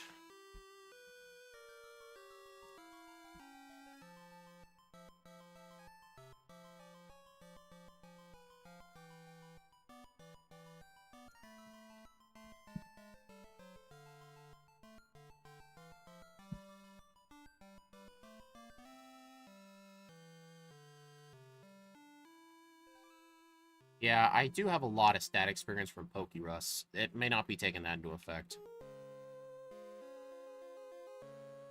Alright, so honestly, if both Ice Punch and Waterfall don't one-shot it, it might be worth going for the turn 1 Ice Punch instead, just in case I get a freeze.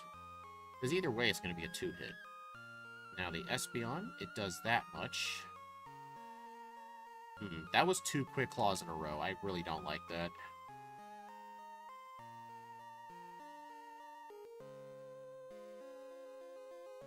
Dude. This is kind of a weird one. Honestly, my final moveset might have to be Curse, Return, Rest, Ice Punch. I Ice Punch the first 2, and then I set up my Curses on Snorlax, because after this, it's Venusaur, I think it's just Venusaur and Blastoise after this, isn't it? Yeah, those I really don't need to outspeed. Like, that might just have to be the strat, so I'm gonna have to teach myself Sleep Talk over Waterfall again. Yeah, I'm having to do a lot of moveset editing. This is definitely a cheated first run, that's for sure. Alright, replace Waterfall with Sleep Talk again.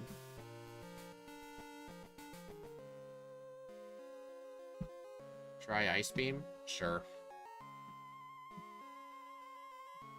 May as well. Who knows? Ice Beam might give it the one shot. Exceptional moment. Yeah. I'm doing it with a Backport, too. Like, I didn't really look forward to doing an evolution. I've played Espeon and Umbreon before. They both sucked bad. They were awful. Alright, so I know Ice Beam's gonna one-shot no matter what. How does it compare on the Charizard?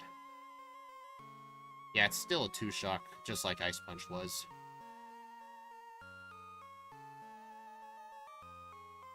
Dude, I am getting so many Quick Claw procs. Okay, that's a crit. Don't crit.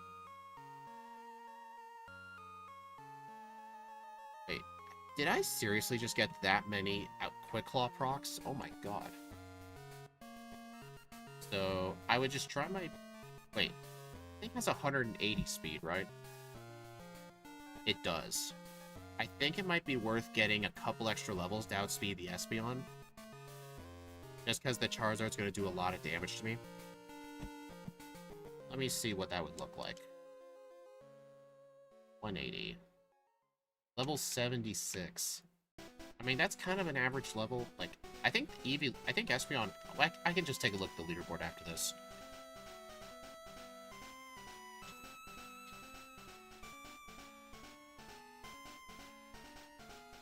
A freeze. Alright, it did one-shot the Espeon when Ice Punch wouldn't have. But it doesn't kill the Charizard. I still do not know if Ice Beam's gonna be worth it. Alright, so on the Snorlax. Actually, how much does normal Ice Beam do? Yeah, so now at that point... Okay, yeah, so this is the point where... That is not the move I meant to use. Wait, I don't have Curse. Oh, the moveset should have been Curse, Return, and Rest.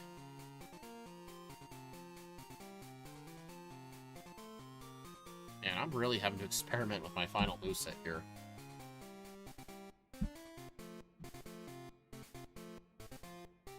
Alright, so...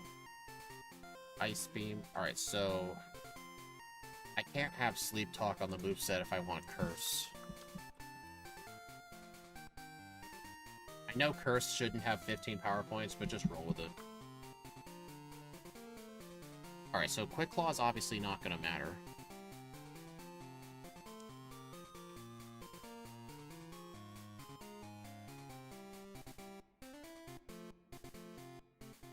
I mean, getting to level 76 with the medium fast is definitely doable. I just need to do extra trainers and save my rare candies.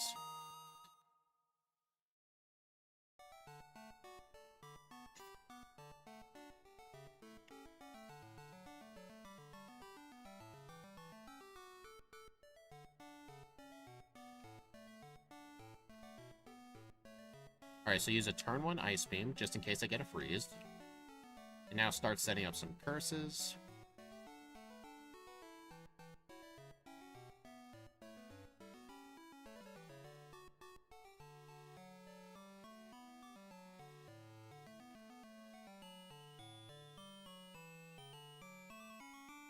Alright, Venusaur. Just Sunny Day. Oh, Synthesis was its 4th move. Oh, okay. Really? Yeah, that was a horrible first attempt. Alright, so yeah, I can definitely see what the strat is for the next run. Levels 76, 75, 76 to outspeed everything on his team. And then I have to one-shot the Pikachu, two-shot the Charizard. And then the Espeon is going to have to be a 2-shot. And then I have to set up my curses on Snorlax. I could set up curses on the Espeon, but the problem is Psychic does a lot of damage. So my moveset has to be Curse, Return, Rest, and Ice Beam. Honestly, I think Ice Beam might be the play. The raw extra damage might make it worthwhile. You cannot get both Ice Beam and Return, so Ice Punch then.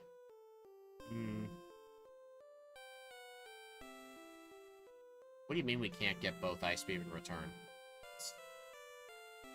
Oh, right. My initial plan was skipping Return. Right. That is true. I can't have them both at the same time. So it has to be one or the other. I don't know, John. I can't sweep red with Double Edge. I'm gonna die doing that. Honestly, I think for this strat, I think Return's more important than Ice Beam. I mean, because Charizard was never a one-shot, either way. Espeon theoretically could get one-shot with Ice Beam, but 2 shots fine. Like, I think I'm gonna have to scrap Ice Beam from the route, because I'm not doing Curse Double Edge. That's just how you die, especially on the Snorlax. Like, that much HP and recoil, that's like gonna be 3/4 of my HP. That is not gonna be the good idea. So yeah, that's the plan.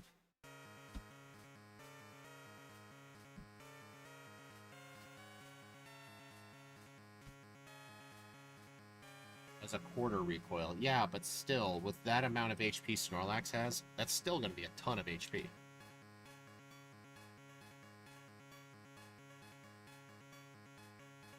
I mean, we do have leftovers to offset it.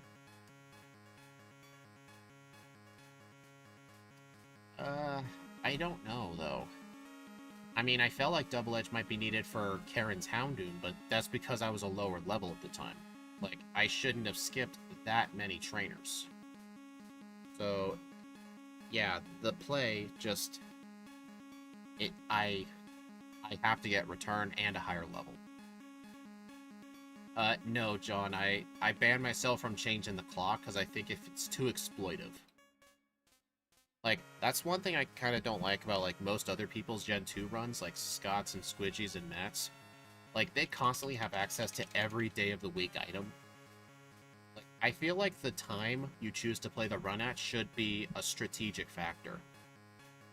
Like, for example, that'd be like if in Gen 5, I just change the season whenever I want to get access to other items. Like in Black 2 and White 2, if I made it fall, I could get a rare candy.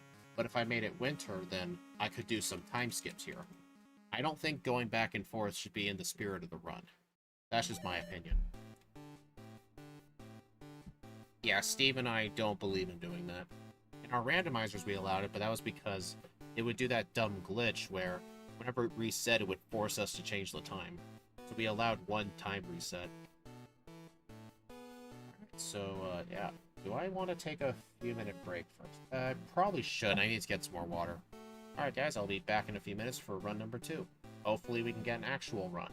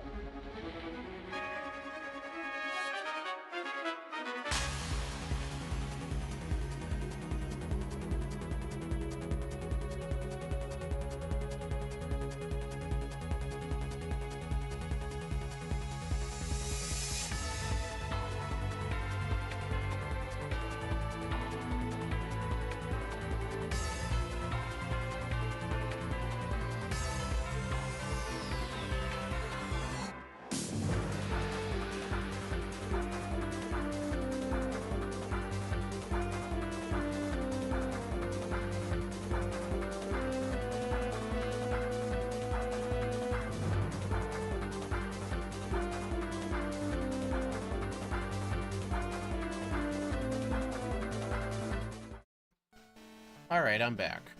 Price, Chuck, then Jasmine. I think it's gonna be Jasmine, Price, then Chuck. Because I still want to delay Chuck as the 7th gym, because you guys saw that even with Freeze Dry, the Poliwrath was a 3-hit, and we have bad defense and are weak to Dynamic Punch, so yeah, what I'm gonna do is I'm gonna go straight to Cianwood, get the Secret Potion, set that place as my War Point, go back to Olivine, fight Jasmine, go all the way to the Lake of Rage, do the Gyarados, and then I can beat Price and teleport back to Cianwood. Like, I think Scott did that route for a couple of weak normal types he's done.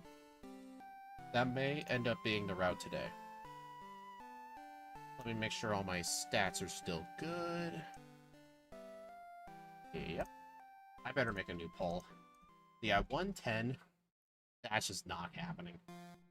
Especially since I'm gonna have to do more training in the mid-game.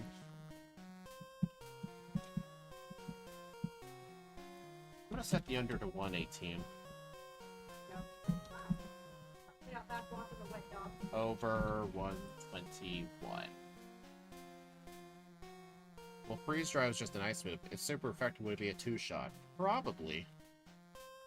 Honestly, this is one of the runs where I probably should have attempted to make Freeze Dry super effective on water types. Probably would have mattered. Oh well. Let's get started. Still set it to nighttime because we still want Curse, and then we're gonna use Return, so we're not gonna need Ice Beam.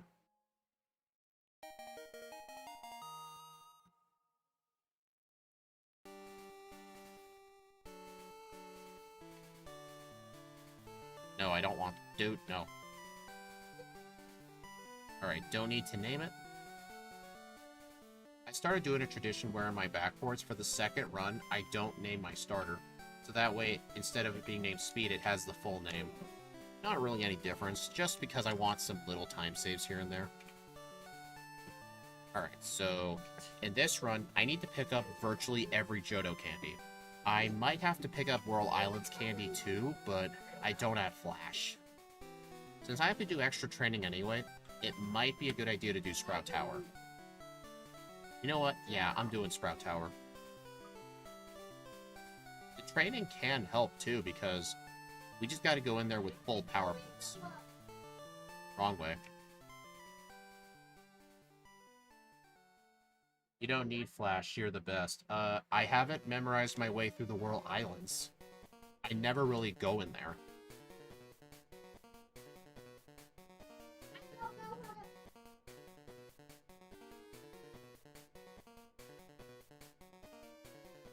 Okay. I mean, besides, like, the training could be real nice.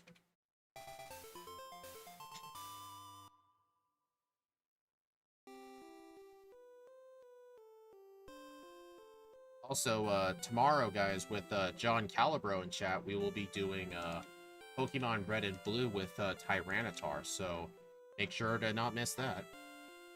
It'll definitely be an interesting one. And it will have its part Dark typing. So we will be 4 times weak to fighting moves. They're usually not relevant, but who knows? The random Rocket Grunts with Machop or Machoke could be an issue. Then again, not many things in Gen 1 have fighting moves anyway, so it may not be that bad.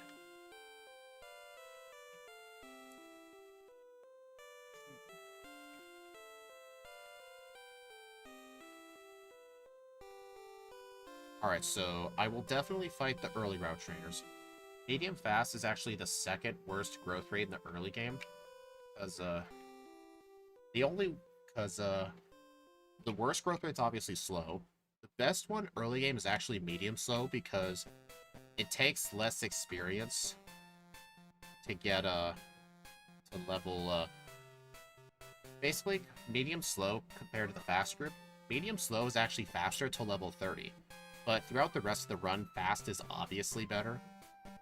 But for this evolution, like, I really wish the evolutions were in the fast group. Really, John? You comment on your alt account?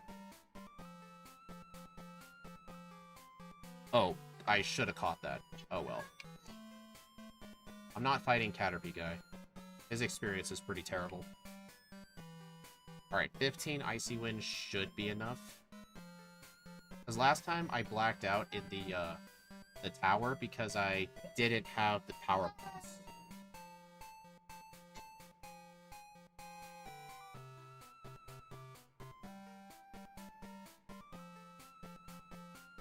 Alright, level 9. I drink Foster's in USA, but I hear it tastes different. I don't drink any of that stuff.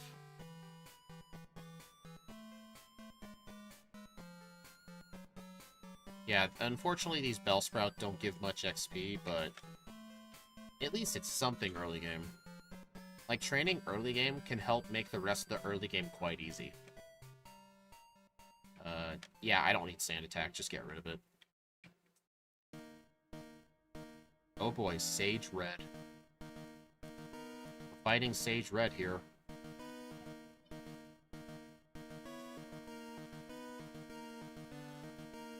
Also, I like how there's a whole tower dedicated to Bellsprout. It's kind of funny. Like, is Bellsprout like a god to these people? Like, what gives? And what's with this one guy having a Hoothoot? Funnily enough, this guy's Hoothoot is higher level than Faulkner's entire team. Alright, gotta heal up again to get my Icy Winds back.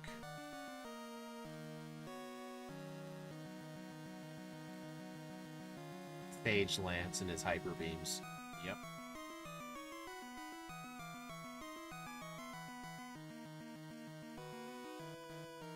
That's interesting, John. Didn't know that.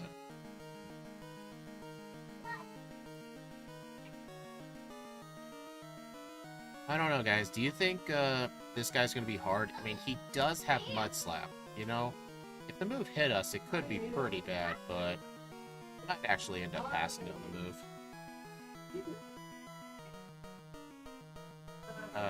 Okay.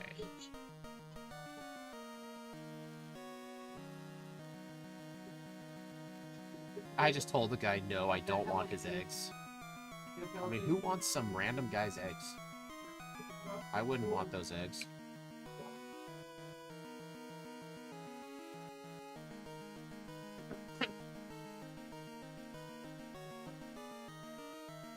Alright, so Bellsprout.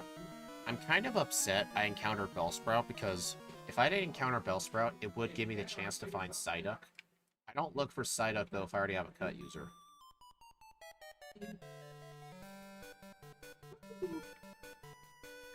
Yeah, the first two gyms are going to be pretty good. I need to use the Repel.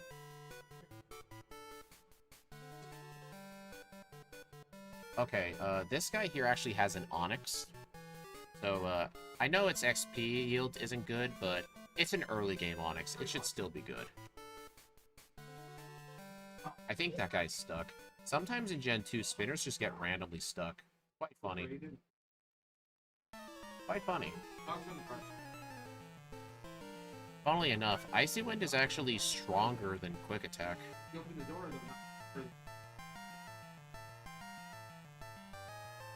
That's the disadvantage of getting Swift. Your Repel runs out.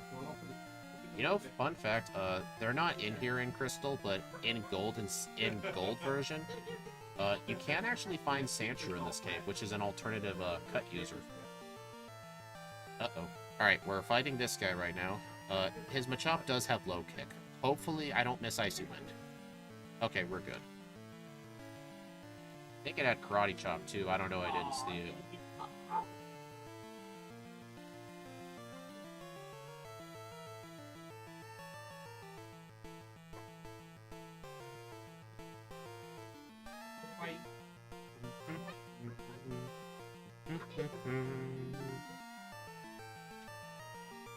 It's funny, you can get encounters in here, but I rarely ever use a Repel in here because you're only going in here like 30 steps, and I read somewhere that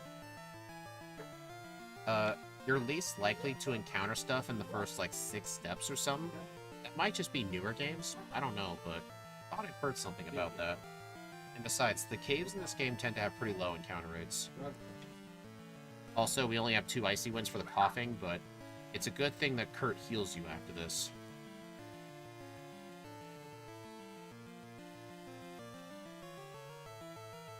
Gotta get the lure ball just in case. So I know Steve usually likes to fight the trainer on the right-hand side. Even though he has an extra Pokemon, the guy on the left has a Paris, and he could paralyze or poison you, but this guy's going to be a one-shot, and I'd rather have the experience, because I think Paris gives more XP than Caterpie and Weedle combined, which is what that other guy has. I should fight this guy. He has a Beedrill. Alright, so, I was gonna say, should I get the charcoal as soon as I get the HM for cut to have enough money for Ice Punch? But Steve says it's only worth getting the charcoal if you need to buy all 3 punches at once. If you don't, then you generally don't need the charcoal. So yeah, no, I'll just skip it. I'll need to remember to go purchase Ice Punch right away, though. Man, I'm sure Steve is glad he didn't have to go through this run. Well, Steve probably would have been just fine. He probably would have purposefully overtrained. Alright, got to... let's see... Super Potions... Repels... And some Escape Ropes. Keep Ice Shard for priority. I'll be keeping it for a while, yeah. I'll probably just replace Icy Wind with it. Besides, like, Ice Shard's got like 30 power points. It's quite good. I don't think I'd get it for one more level, though.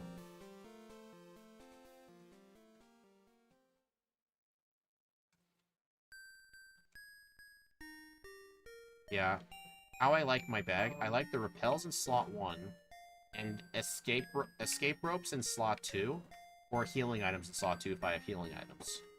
Because I like my escape ropes to be close to the top, because I like to use them a lot. If that was a Psyduck, I'd be so happy right now.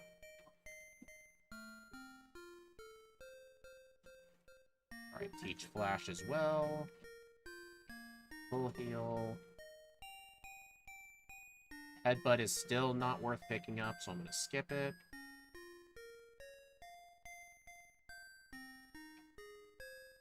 I thought I was over the repel.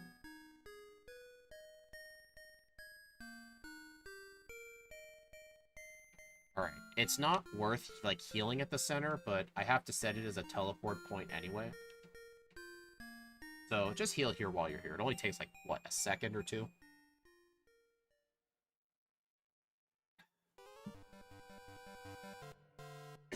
You know, fun fact, they gave this guy's Lickitung cut, even though Lickitung does not learn cut by level up in this game. It's just so it could actually attack normal types. Alright, what's my haircut? +3 again.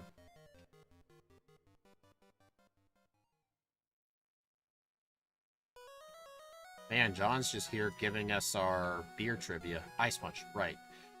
I'm gonna get that while I'm down there. Because the ordering I kind of do stuff is go in the underground, get the Kenya, get the bike. I should have gotten Ice Punch first, though. Like, I'm really not good at my overworlding and goldenrod. There's just a lot to do. I don't know what the most efficient way is. I think in the US there's like multiple like national brands of beer, and then a bunch of places have their own local brews. So it's mainly just a bunch of local brews and some national brews. Some like examples of like national brews are like Budweiser, Bud Light, I think Coors Light too, Rollin' Rock. What else?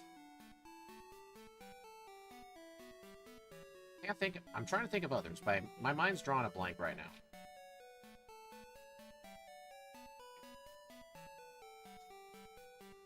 Miller's? I think Miller's too, yeah.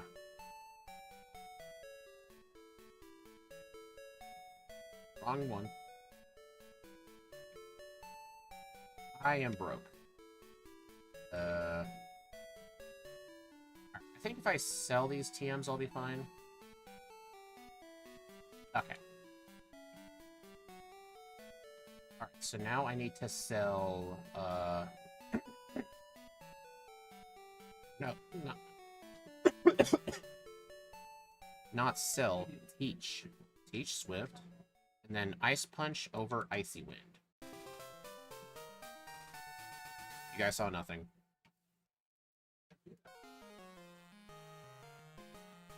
Ice House. I've definitely never heard of that brand. Kenya. Oh, I already got it.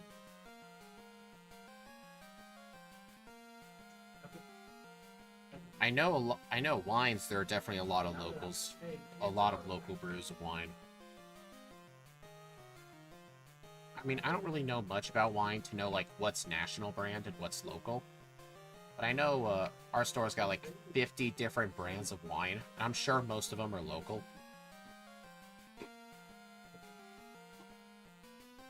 Oop.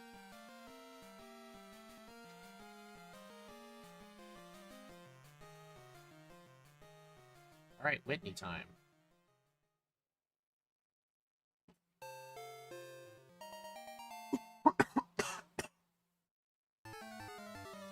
I think I should put Ice Punch in slot 4.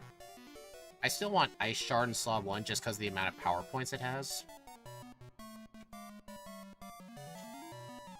It metronomed present. That's funny. Alright, Ice Punch does half, so yeah, Ice Punch definitely would have made the fight easier last time. You want to know the answer? I don't drink at all. That's the answer. I could drink, but I choose not to.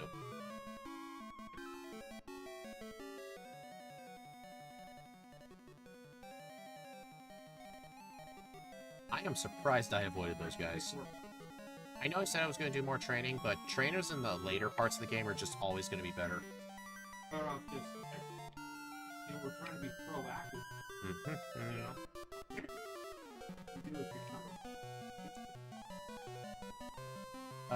Equip Quick Claw. I still had the berry. Ah, darn it. He actually turned away, then came back, so I could have avoided him.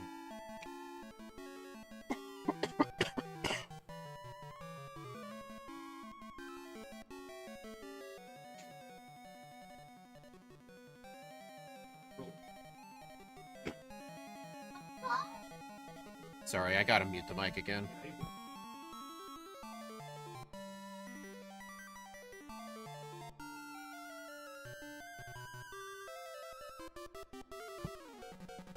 Alright, I'm feeling better.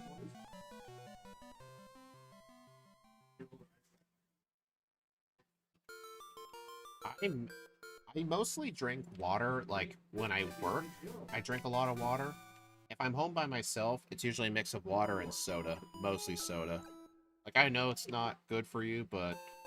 I mean, when I work, I hardly ever drink it, so I feel like 5 days with, like, me drinking, like, 13, 14 cups of water a day versus, like, 2 days a week where I drink, like, 3 cans. I feel like that kind of balances itself out a little. I actually don't drink coffee. I don't particularly like the smell of it. I think ground up coffee beans can smell nice. But I don't know if I'd want to drink that stuff.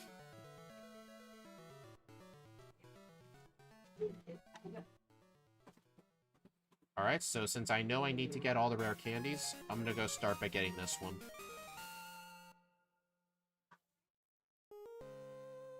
Oh, wait. Level 20 Ghastly. I wonder if Repel's even gonna work in here at this level. I don't even know.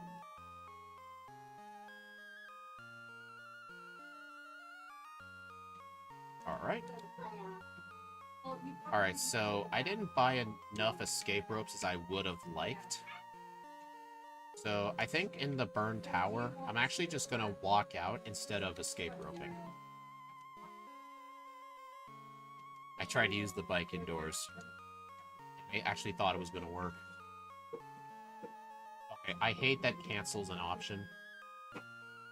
I just drink Coke a lot, 1 day for a time, but working on an office job, trying to lose weight, I gave up. That is true, yeah. At least the job I work at, I'm constantly doing things, so at least I'm active while doing it, which is why I drink a lot of water. If I was if I mainly, like, sat in place in a chair all day like I am now for my job, I would not be drinking 13, 14 cups of water a day.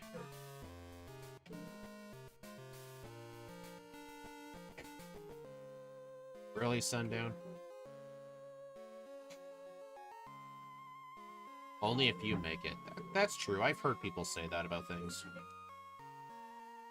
Alright, I'm gonna heal up.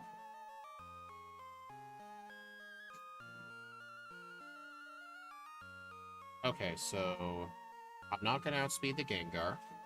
So pretty much just spam Bite. I mean, right now I'm using Ice Shard.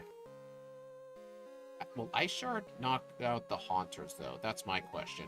If so, then I could just sweep with Ice Shard the entire time. Oops. You know, this trainer's optional, but she actually has 2 Haunters. I kind of wish she was mandatory, because she's pretty good training. I know, honestly.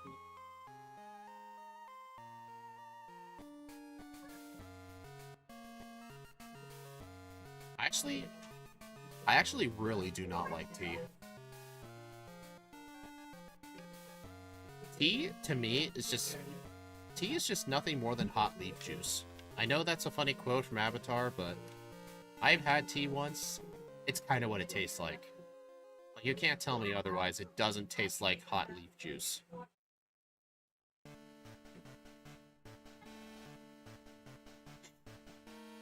Oh no, not mean look. Alright, missed hypnosis, that's good. Alright, so the next gym I have to fight is Jasmine. TV. You know how to program a microwave? Dang it. Corsola trainer. I hate Corsola trainer.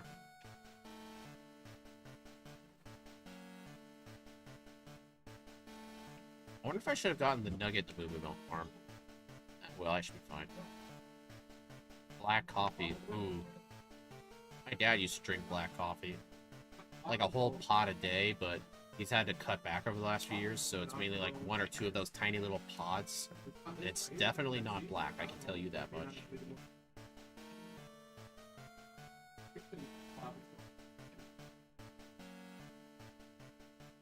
Alright, 31 supers.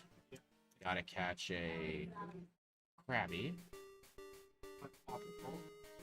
Alright, use Swift. Lure Ball. Nice, first try.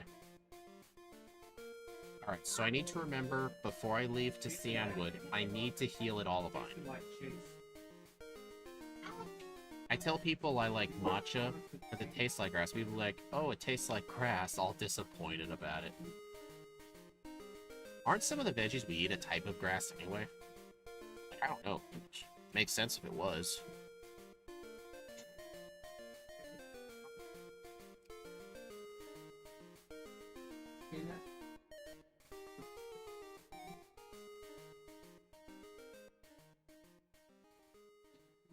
Posted a pink journal of what I use for espresso.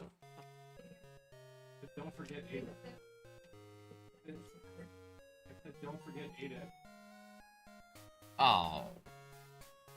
I hate it when this trainer sees me. I gave out coffee for a time when drinking tea. It is alright, it helps keep you hydrated. Yeah, that's true. I just drink a lot of water. Drinking a lot of water while working actually can help you avoid snacking. Although, whenever I would get, like, very hungry, or, like, my blood sugar starts to run low, I'm not diabetic, but people's blood sugar can still run low. Like, then I kind of have to eat something. But, like, general cravings, water can usually soothe it.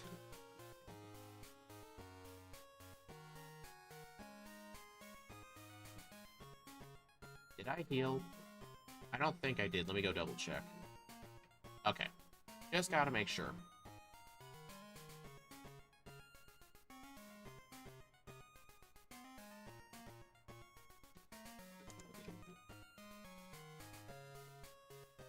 Avoid, avoid. Nice.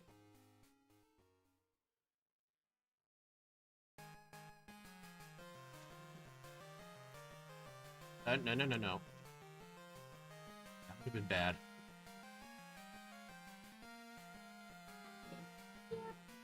If I had gone in there, I would have just straight up gotten killed. Like, I think at this level, Ice Punch would, like, 5-shot the Poliwrath. I would have to, like, get a long freeze or just, like, tons of misses or something.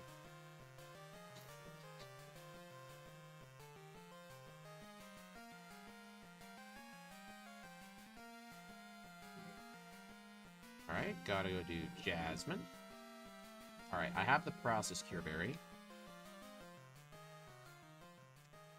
Things are still a bit iffy with this fight. I mean, not too iffy, because the Magnemite will be a 2-shot. And I have the Process Cure Berry. The Steelix will be just fine. Although Iron Tail is gonna hurt. But then again, 75 accuracy. It has a 25% chance to miss Iron Tail. At least I can get past the Magnemite pretty consistently. It's the Steelix I'm worried about. Okay. Hopefully Magneton... Okay, I got a crit. We're good. Alright, I'll keep this equipped for later. Did not mean to encounter that person, but oh well. Still good training. Yeah, this guy's got a Poliwhirl and Eradicate. Krabby's not that good.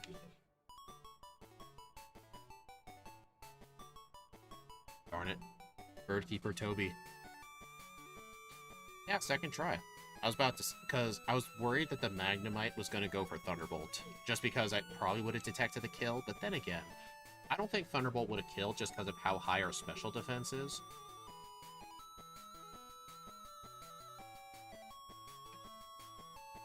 Gotta use a Repel. Super.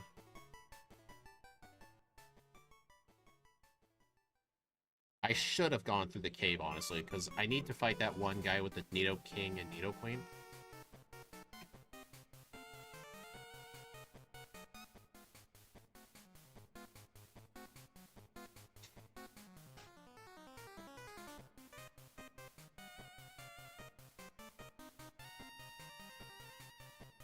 The Nidoqueen shiny in this game's ugly. Ugh. Alright, this guy has a Dugtrio, so... Nice training here, too.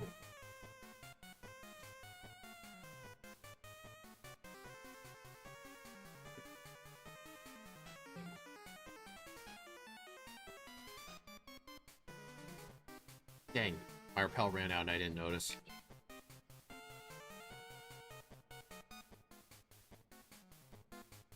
This guy has a Slowbro.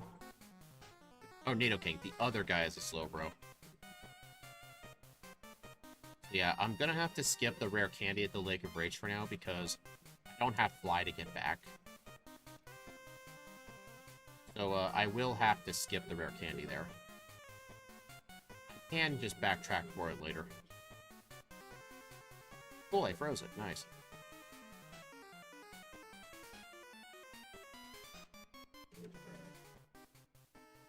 Oh, right.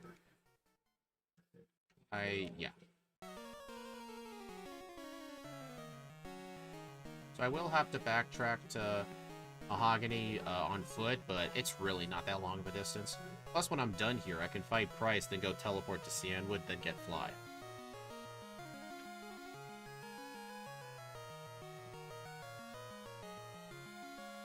Ascot do both Venomon and Butterfree in Gen 5.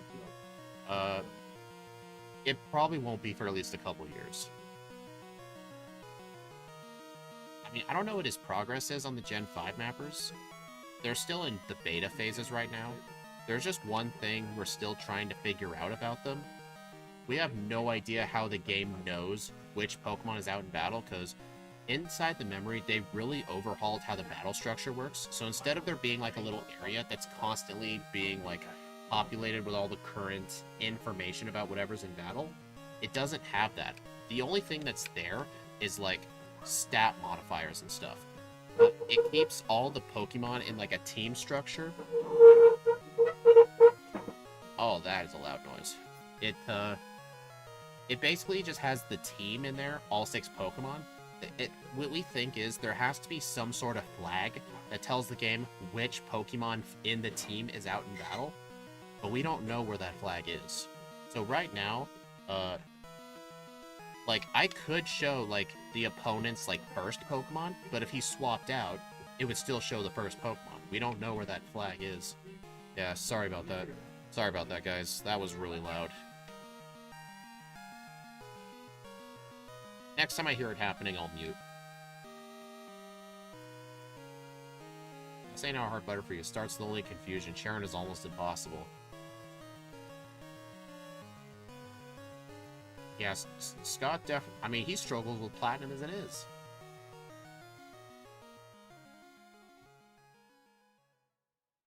That is true, yeah. You would basically just need to grind out all your power points. Why do you think I haven't done a Psychic type in Gen 5 yet? Specifically that reason. Black 2, White 2 really wouldn't be any better, because they're still Purloins. Well, it wouldn't be that bad. Oh no, there is a man. I was about to say there's the TM for Frustration in Black 2, White 2, but that's after you have to fight a trainer with a Purloin. There's no way to skip that person.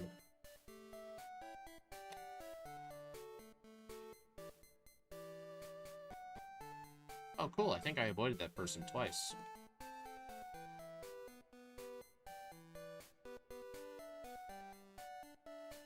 Karen has the fighter star and then sends out Purloin. True, yeah.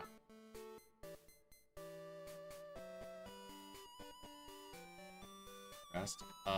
Rest exists in all of the Gen 5 games. Why are you saying just that specifically? I know Electros really did. I think that was like the first run where I actually needed to use Rest. I've already redone half the leaderboard so far. None of them needed to use Rest. But I'll definitely say, like, Gen 5, even if you're not doing challenge mode, but I do it for fun, even if it's not challenge mode, they are still really hard runs to route. Really hard runs.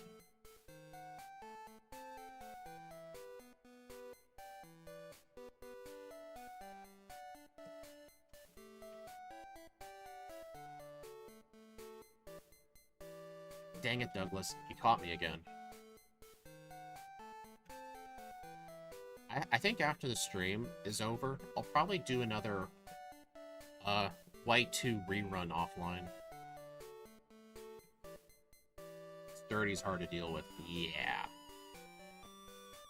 I'm not looking forward to having to re-rank White 2 Charizard. Marlin was a freaking nightmare. That was like a 7-hour stream, too. Not because the run was, like, extremely bad. It was also, like, the fact it ran at a lower speed. I think if it ran at a better speed, it'd be, like, a 4-hour run that one time. But yeah, plus I didn't really plan things that well. I was just hoping to get Solar Beam for Marlin, but in that game, Solar Beam's in the post-game. Which is annoying as hell. What? I'm an idiot. I was supposed to set my heal point at Cianwood, not Olivine. Oh well. It's like a 15-second... It's like a 10-second detour. Not that big a deal.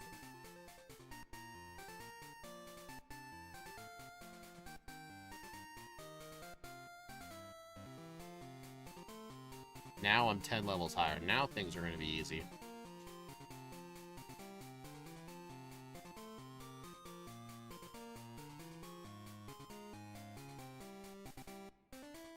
Uh-oh, it's Black Belt Knob.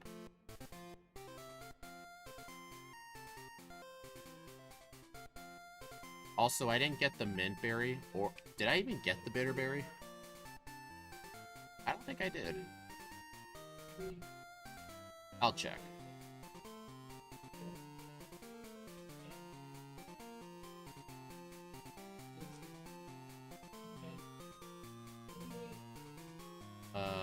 Yeah, I did. I think the bitter berry might be better than the mint berry. Because if I do get hit, I want to make sure I don't get confused.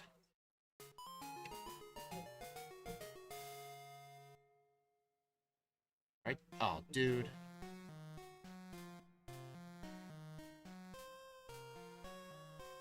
Okay, we're good. Your Ike crying over substitute. Oh, yeah, don't tell him.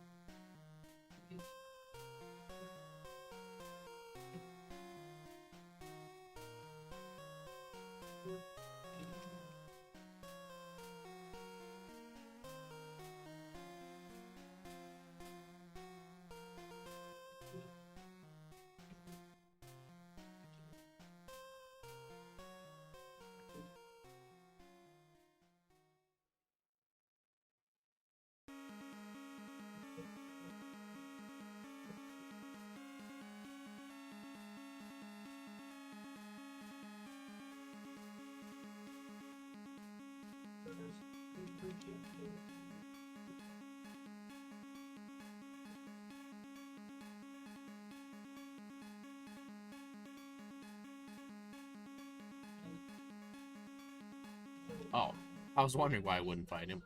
I remember the Raichu in the speed is sturdy, bold, dark hair costume, Elite Four socks, low, blowing the only bombstone with protector opponent with double or more hit and will not have this problem. Yeah, I need to redo that one.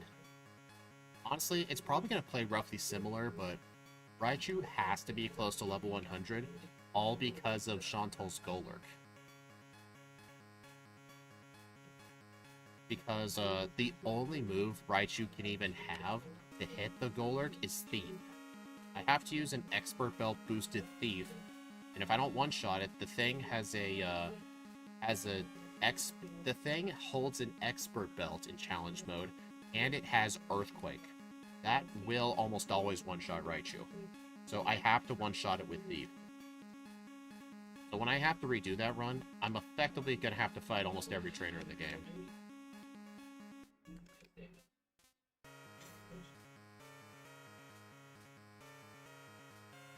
Alright, so since I need to keep Ice Punch for as long as I can, I'm going to use my PP up on it.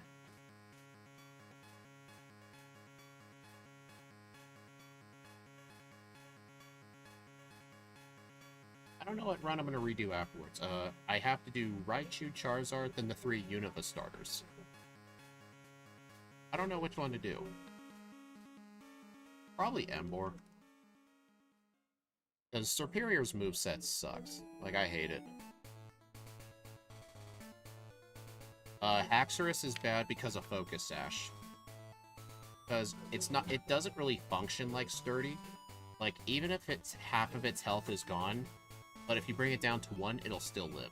Basically, it will always prevent the knockout, and then it gets used up.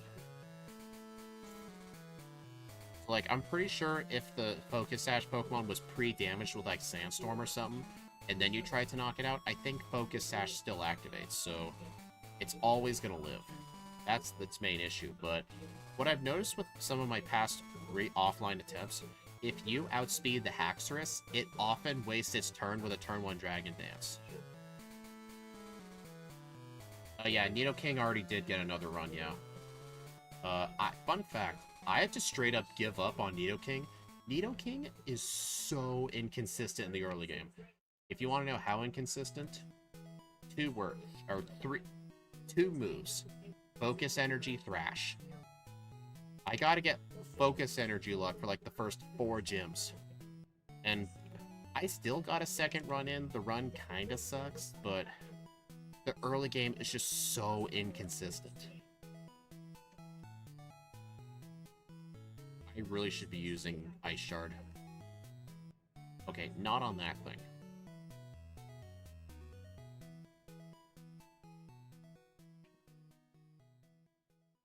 Oh, nice. That could have been bad. So yeah, this rival fight I tend to view as like the second hardest.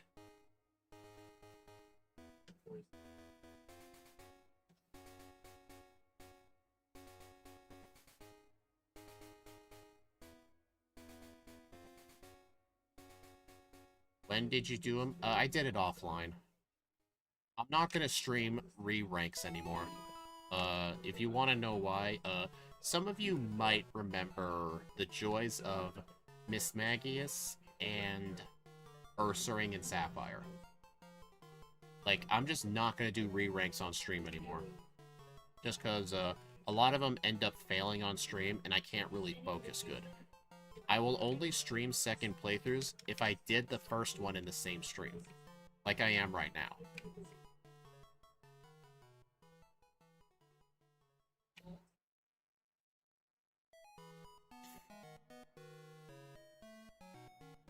I think when I did the runs, I did put the results in the Pokemon channel on my Discord server. Whenever I do offline reruns, I always put the results there. Kind of like what Axu does with his Emerald runs.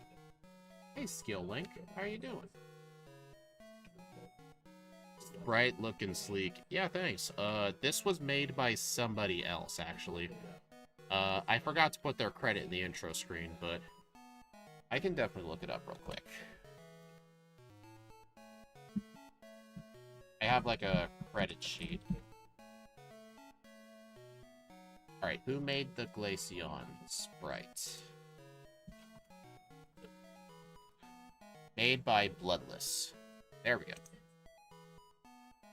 A lot of these sprites were made by Bloodless. I really like his sprite work.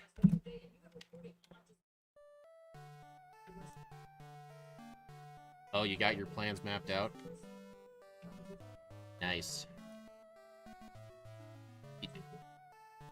Yeah, I really want to do some new runs, though, but I told myself I'm not going to start making edited content again until all of my Pokemon have had re-ranks. Plus, I'm just not satisfied with the quality of my playthroughs that I've been putting in the edited videos, and the editing itself, like, I feel like the runs could just be way better. I just feel like they could. I mean, so what I'm doing right now is, like, I already did it for Black version. I did all my re-ranks, and I actually made custom gym leader intros, too. Because I want the videos to be easier to edit and look better at the same time. And I just wasn't satisfied with the quality. Get 1 calcium. May as well get the iron. Get the HP up for Karen. I know I said I needed Ice Beam, but... Or no, I'm not getting Ice Beam, never mind. Ignore what I say. They did a great job. Major props for these projects. You and company do an amazing job. Doing good. Yeah, that's good to hear. I've seen some of the guests you've had on your podcast recently. Game Producer 6 was definitely a really interesting one. I was surprised you managed to get him. He was a pretty small content creator. Yeah, his Sapphire, his President's AI, like Sapphire Randomizer Nuzlocke, that one was awesome.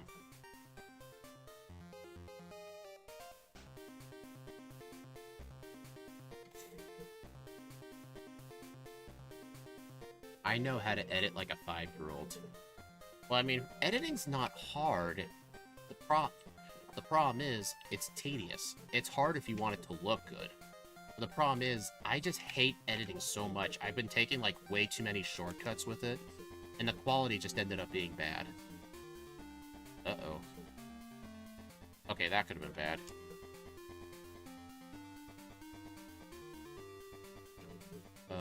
Full heal. I should probably use another super. Alright, I've only got Swift for this fight, but it should be fine.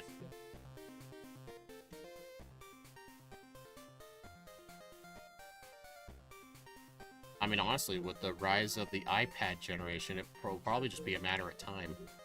Well, they'd have to be not watching Skibbity Toilet stuff.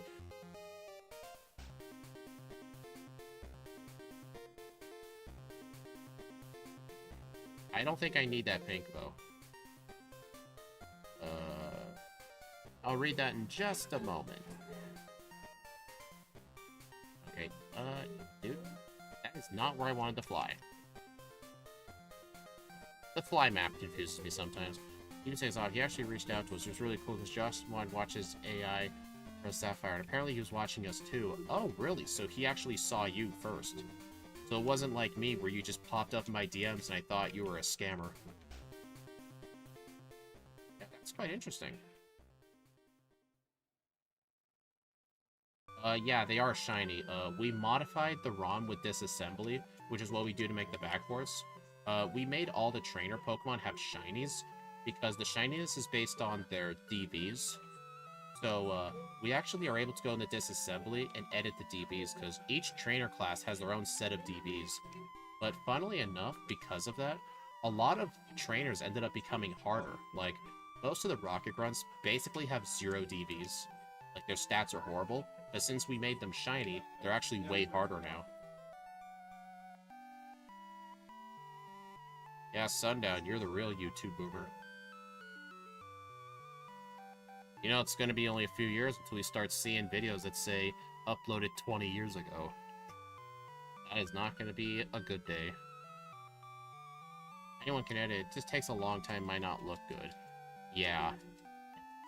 I just wasn't satisfied with the quality and the shortcuts I was taking.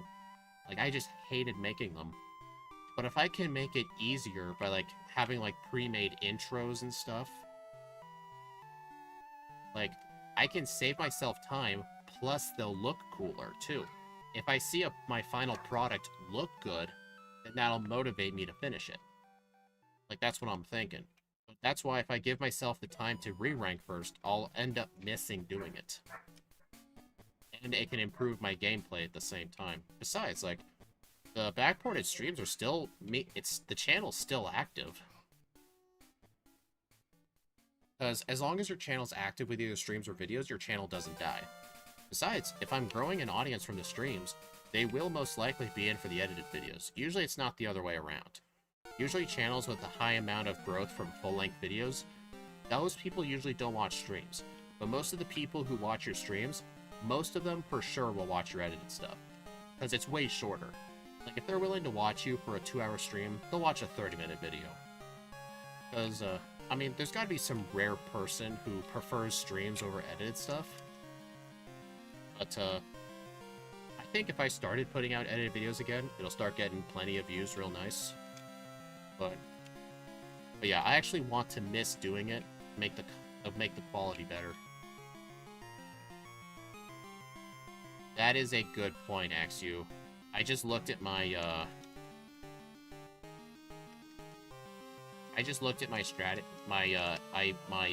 vitamin take. I can't take any HP up, so I'm just gonna have to try on Bruno, like, save some super potions so I can heal as full as possible without being at full.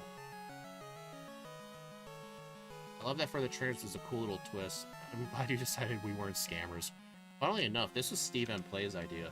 Because when he started his crystal runs, he wanted his to have his own, like, unique twist. So he actually made them all shiny. And when we started doing the backports, we just carried that over. When he does his own, like, regular runs, he even runs his own Pokemon as shiny. That is true. I need Dratini for Waterfall. Right, I thought I was teaching it to Glaceon. But no, Glaceon does not need it. You know what? I'm not going back. I'm just gonna... Wait. Tentacool can't learn Waterfall. I remember I tried that. I did forget the Dratini, yeah, it's kind of a problem. Can you guys tell me if Tentacool learns Waterfall? I don't remember. It was either Whirlpool or Waterfall that couldn't learn. I'm pretty sure it was Waterfall. Oh my god, how many spinners are here? Okay, at least this guy has Gyarados. Tentacool doesn't? That's what I figured.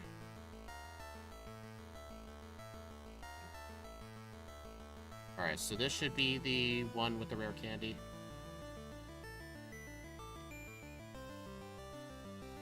Up here... no, that's the... Oh, God. Okay.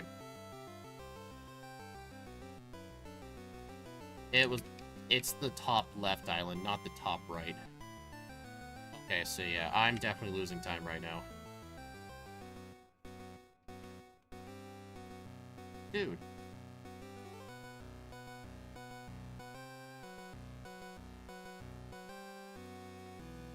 Get in there.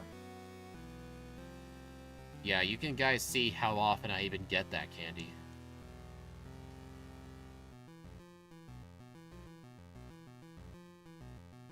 Alright, I'm not going to use the escape rope here. Oh.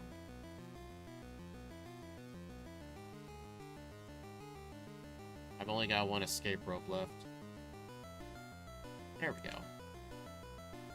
Alright, gotta go get the... Oh, gotta get the Lake of Rage candy. I got repels up, right? Yeah. This is definitely an odd route. What? Oh, dude, I forgot there's a trainer here. There's a trainer here when you're finished with the Lake of Rage. I forgot this guy even exists.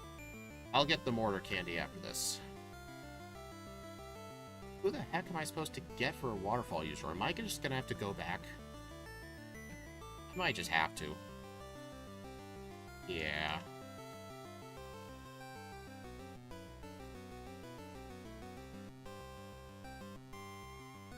No, dude.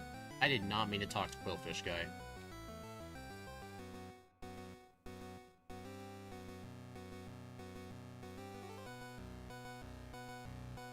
Right. Meryl, I know you can get Waterfall. My shard's not gonna kill you, right? You crit bastard, dude. Okay, I know for a fact you... I'm just gonna chuck. Come on. Come on. Thank you. Never punished. No, don't teach it that.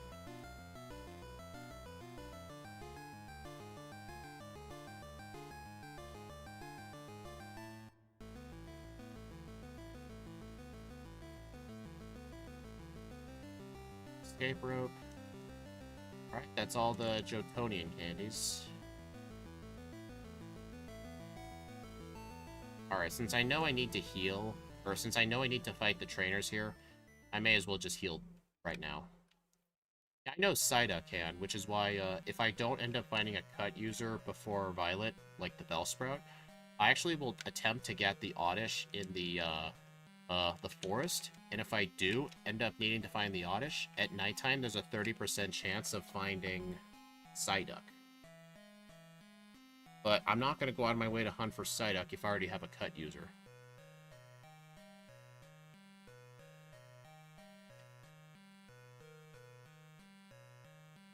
Alright, this guy does have a Magneton, so I need to be careful. Honestly, I don't even know if 118 was the appropriate over-under. This might end up being worse than that. Blizzard, no. I didn't go for it last time. Why the heck would I go for it this time? Yeah, true.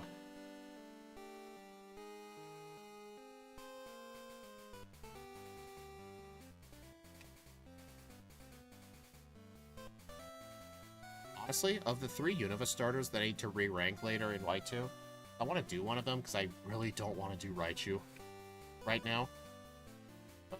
Emboar would probably end up being the fastest. Like, Fire and Fighting is just the perfect type combo to take on Team Plasma with all their water, with all their normal Dark and Ice types. Plus, Fighting gives you a type advantage at the very first gym.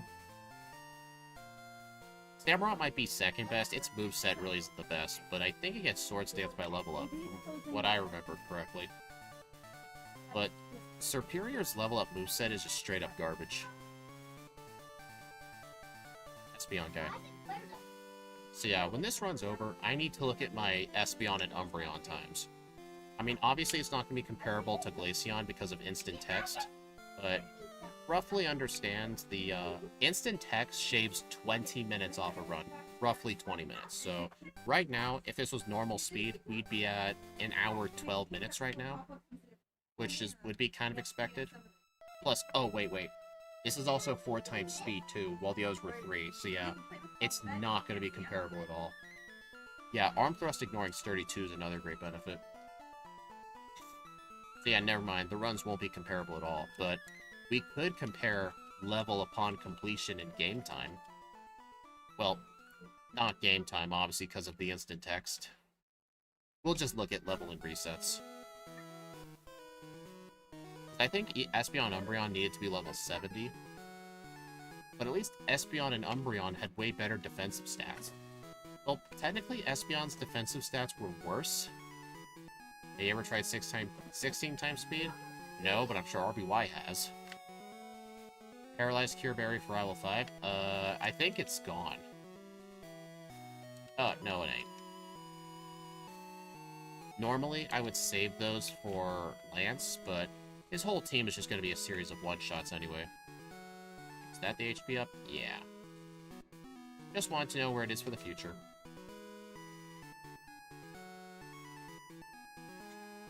Honestly, that would be more helpful in regular runs where I don't have access to the Pokerust virus.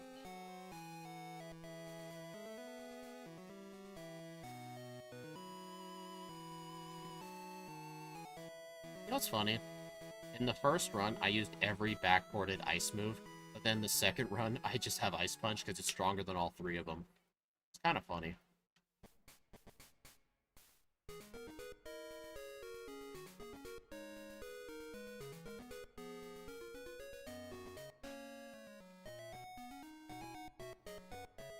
Alright, gotta equip a full restore there. Alright, so don't use my rare candies. Wait, did I get returned? Oh, shit. Oh, God, that's not good. Well, I did save. At least I didn't go too far in.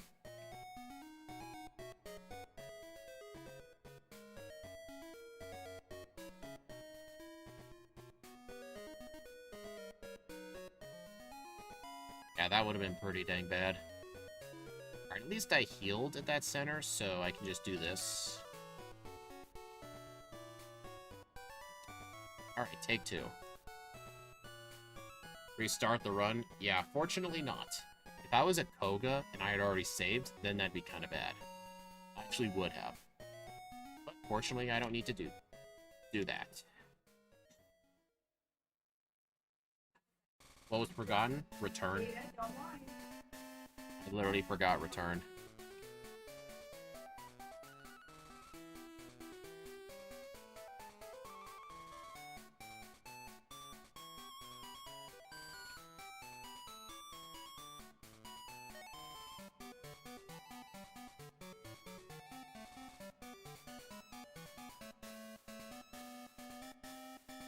Yeah, honestly, after White 2, the White 2 re-ranks are done, I'll be done with all of Gen 5. I don't know what game I'd want to re-rank next. Probably Yellow. Maybe Yellow. I know, I can definitely tell you the longest game it's going to take for me to re-rank everything. Leaf Green. Some of the runs already have second runs just naturally, but there's probably like 18 different runs that need a second playthrough, but at least Leaf Green's a way faster game, you know?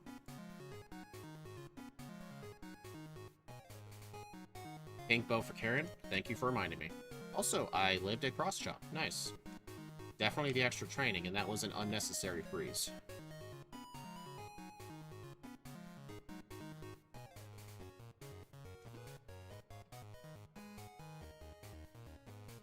Pink bow, pink bow. The heck is the pink? Here it is. Also, I just realized I never melt ice. Yeah, I should have used the potion, Axu. Should have. Okay, it failed the sand attack. Never punished. There we go. Right. Ice Punch might have been better, but whatever.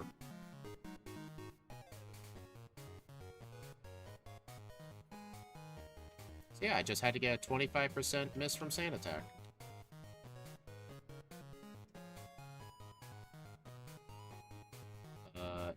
Ether Ice Punch. Don't need to save. Alright, so I need to let the Gyarados use a Rain Dance. Thank you.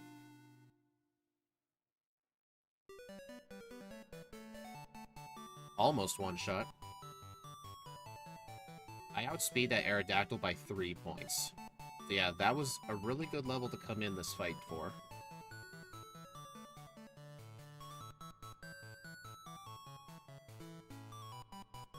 This is definitely going to be one of the worst re-rankings. One of the worst Crystal Backports. Because Swampert was at Lane or Janine by now.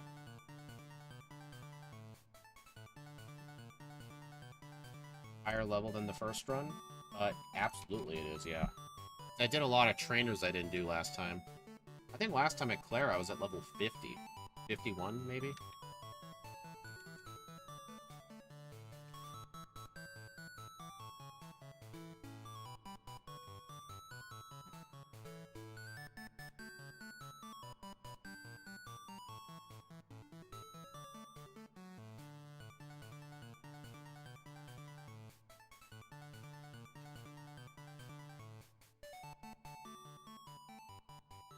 so let's get the under 118.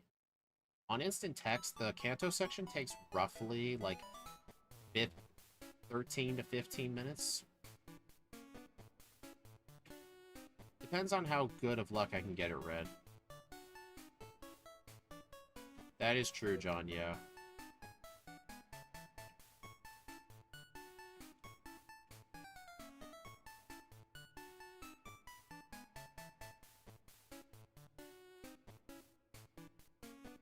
Darn.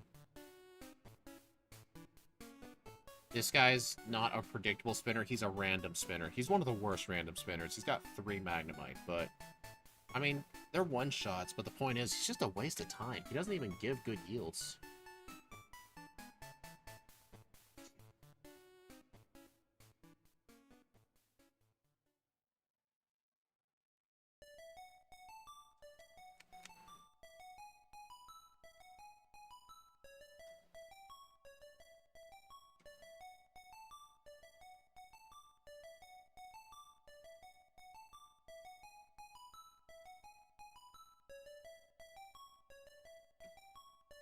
You guys still impressed that I can do that?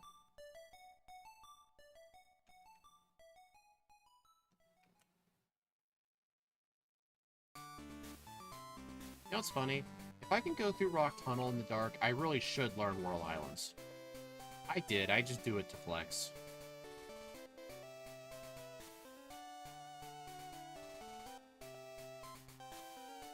I mean, some of the later evolutions, like Leafeon, Glaceon, Sylveon, their stat spreads are weird. Like, Flareon's the hard-hitting physical attacker, right? Jolteon's the fast one, Vaporeon is more defensive, Espeon's got the high special attack, Umbreon's slow and tanky. Glaceon's weird. It's slow, has good special attack, and good defense. Like, the Sinnoh ones have really weird stat spreads.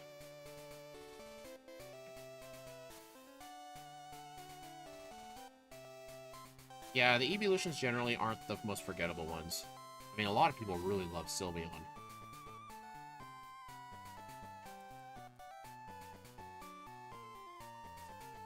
Steve would be jelly. No. He tells me that he can just have it. He just straight up refuses to... He struggles with Mount Silver with one room. I just have a better photographic memory of things like that.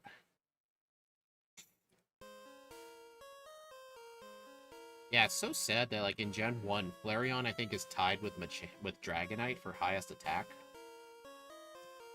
Or either that or it's second place behind Machamp. I can't remember which. Not Machamp, Dragonite. Dang it. These darned spinners.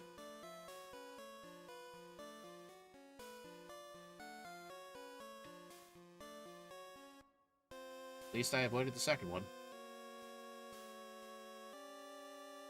I mean, even though I have Double Edge right now, I'm still going to need Return for Red just because I'm not going to defeat Red with Curse and Double Edge. Like, especially on the Snorlax. The amount of recoil from the Snorlax just because of how much HP it has would just straight up kill me. It's a 5-way tie. Oh, okay.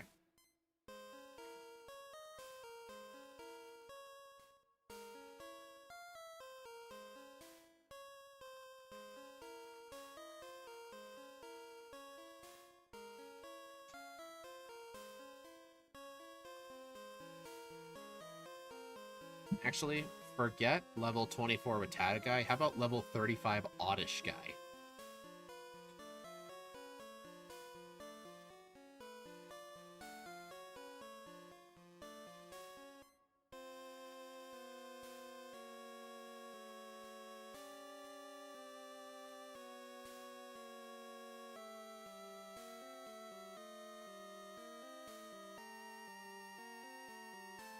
Holy cow. Yeah, he should have level 69 Oddish.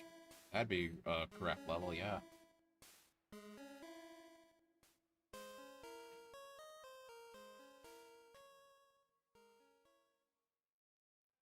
Hey, Speed, what would a backport... What? Alright, hold on. What would a backport you like to do but on request? You mean one that I would like to do? Somebody mentioned Hydreigon in crystal. That'd be a pretty interesting one. But it's going to be a while before any of my YouTube members get run suggestions. Boss KO is about to get one in about a month. He's about to get his 1-year membership badge, which is the Soul Badge. I don't know how many months you're in, John, but it's only a matter of time till you get your Soul Badge. I don't know what Boss KO is going to want. For both Steve and me, he wants to wait till he gets the badge first before he tells us which one he wants. Technically, we also do backport requests for people who super chat too, like either be a member or a super chat. The super chat has to be a minimum of $5 USD because that's roughly the price of a membership.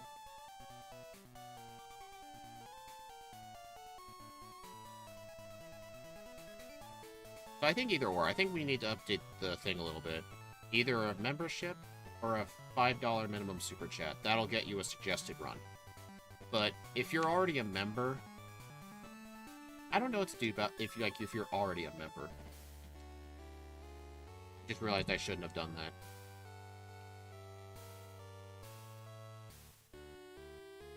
That is true, John. Yeah, I pretty much disabled my Patreon. Like, I don't have, like, paid members from it anymore.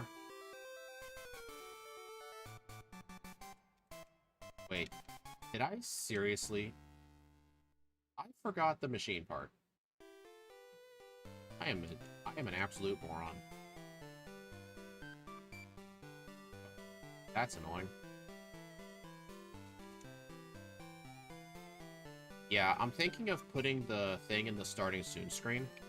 Like when I show like the rules and the stats. I'm gonna have it show like if you want your own run requested, you can either be a YouTube member or a super chat, minimum $5. And I think it should apply if you're a member. Like if you're already a member, there's one. But if you're a member and you do a super chat, technically that should give you access to another one. I feel like that's fair. I'll ask Steve what he thinks of that. I'd say $6.90. Haha, very funny. Unless 5 USD is $6.90 and whatever else currency, no. Heal before search? Good thing I did before I read that. Uh-oh. I thought Ice Shard was gonna kill it just fine. Uh-oh. Oh gosh, that is not good. Funnily enough, this guy's Magneton doesn't even have a Thunder Wave. Am I gonna lose?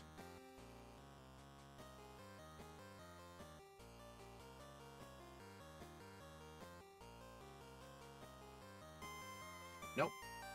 I surprisingly didn't get paralyzed much.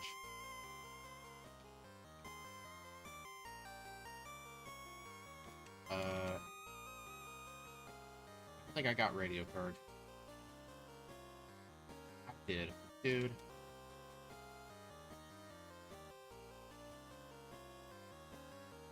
My Kanto routing has been absolute trash.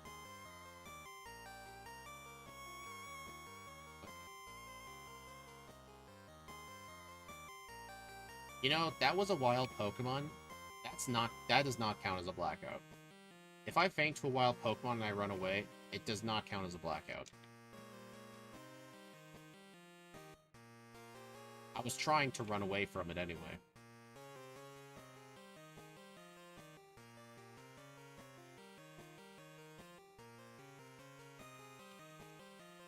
I mean, the inflation here hasn't been that good. It's been horrible. Really, Sundown? Because everything there would be twice as expensive.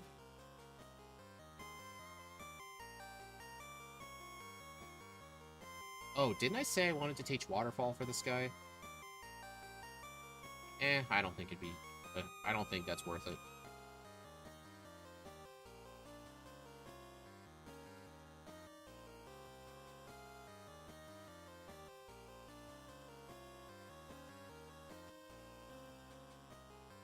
Yeah, no.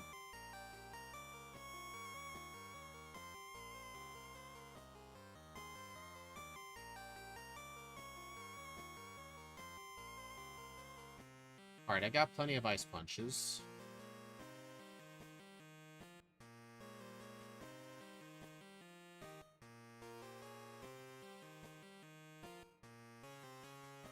Yeah, you guys talk about, like, traveling to other countries. Most people in the US don't even do that. I mean, definitely for most people, there really isn't a need to leave the country unless you want to see, like, historic landmarks in other countries. Just, like, the US is just so big, like, it basically just has everything here. Yeah, pretty much everything. Like, we wanted to go to... Like, if we wanted to go to a place with a huge, like, metro area and tons of gambling, there is Las Vegas. Yeah, Annie, this is the run number 2.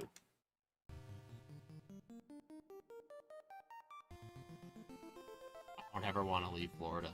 I don't ever want to go to Florida. The humidity there would just be horrible. I would just die.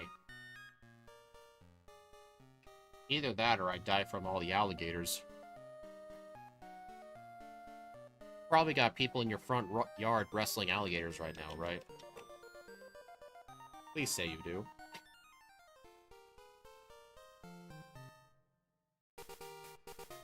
Alright, will Ice Punch one-shot Omasar now? It does. Oh, though that was a crit. I wrestled a 5-foot gator. Oh, okay. Pros of Florida. Alligators and cocaine, cons it's America. Dang.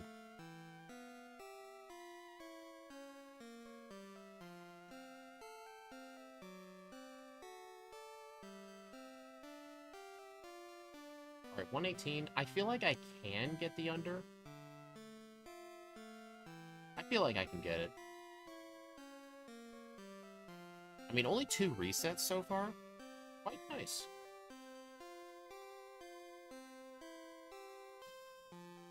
Alright, let's see Arcanine. Oh my god, a crit double edge. I think that crit actually mattered, too.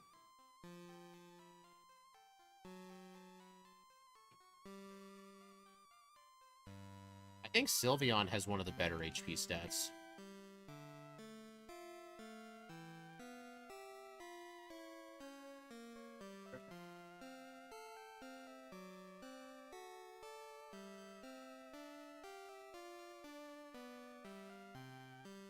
It's so weird in Crystal, the default map, the default fly location's, the Pokemon League. You have to press up to go to Pallet, then up twice to go to Viridian. When in, like, Red and Blue, you press up to go to Viridian. It's, like, so weird. Actually, I really should fight a wild Pokemon. I'm so close to a level up. There we go.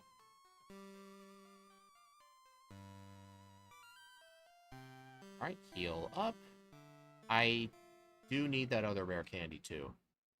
I'm hoping all these rare candies are enough. I need to get to 181 speed. Alright, this should be 11 rare candies. 9? What candy am I missing? I know. I think I did get all the candies. Just since I have Flash, may as well. Did I seriously miss Cinnabar? Oh well, I think 9 will be enough. Let's take a look. 9 rare candies. I need to get to 181 speed. Let's see. I should save first.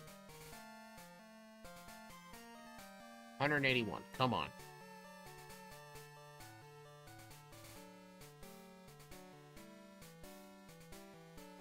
There, oh, barely. 182.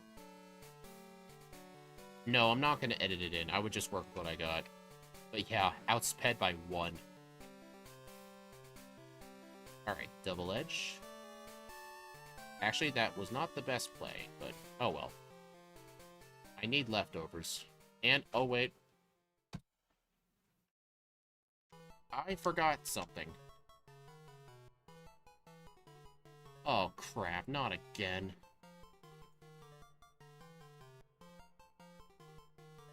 I forgot Curse.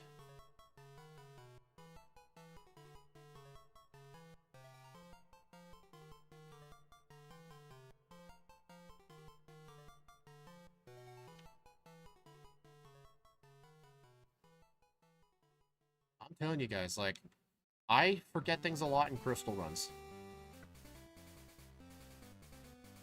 Alright, I did get rest, though, right? Yeah, I think I did. Yep. Alright, so I gotta teach rest over Ice Shard. I didn't do that. And then curse over Bite. Then return over Double Edge. Alright, and then I can just do this. Thank God for Abra.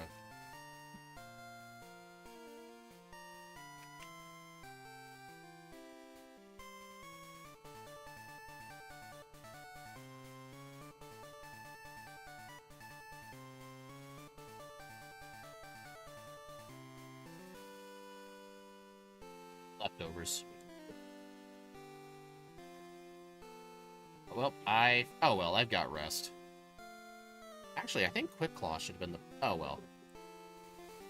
Pink Bow should be fine.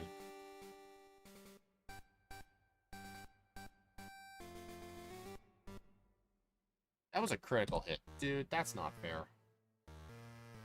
Yeah, Annie. The thing is, the reason this thing needed Curse, it's an evolution. That's why. Its moveset and stats just... Its moveset mainly is just too horrible. Alright, gotta two-shot this thing with Ice Punch. Crit Psychic, are you serious? Yeah, I get that, John. At least with the backports, though, like, I think out of most of our backports, not many of them needed Curse, but that was mainly because they got a better stat-boosting move by level up. It did mean more interesting level-up movesets for Red, but this run is just not one of those runs. Alright, so what I need to do here is rest. Dude, you son of a...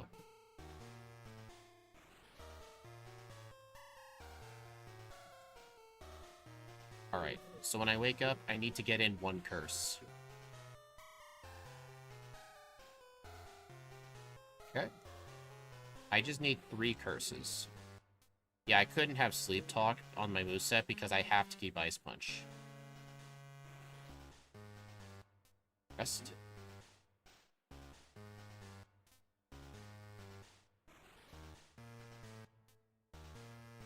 Oh god. Okay, gotta use rest again.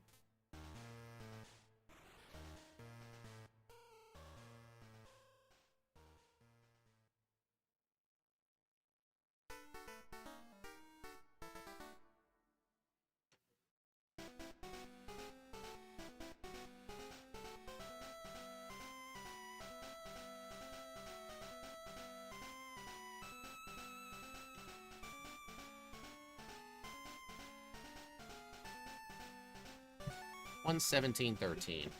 Barely hit the under. This could have been a 115 if I didn't forget Curse. But I did beat my first run by 16.5 minutes. But yeah, for a backported run, this thing was not that good at all. I'm gonna go ahead and add it to the leaderboard. I'll show you all how it went. Give me one moment. Alright, we did Glaceon.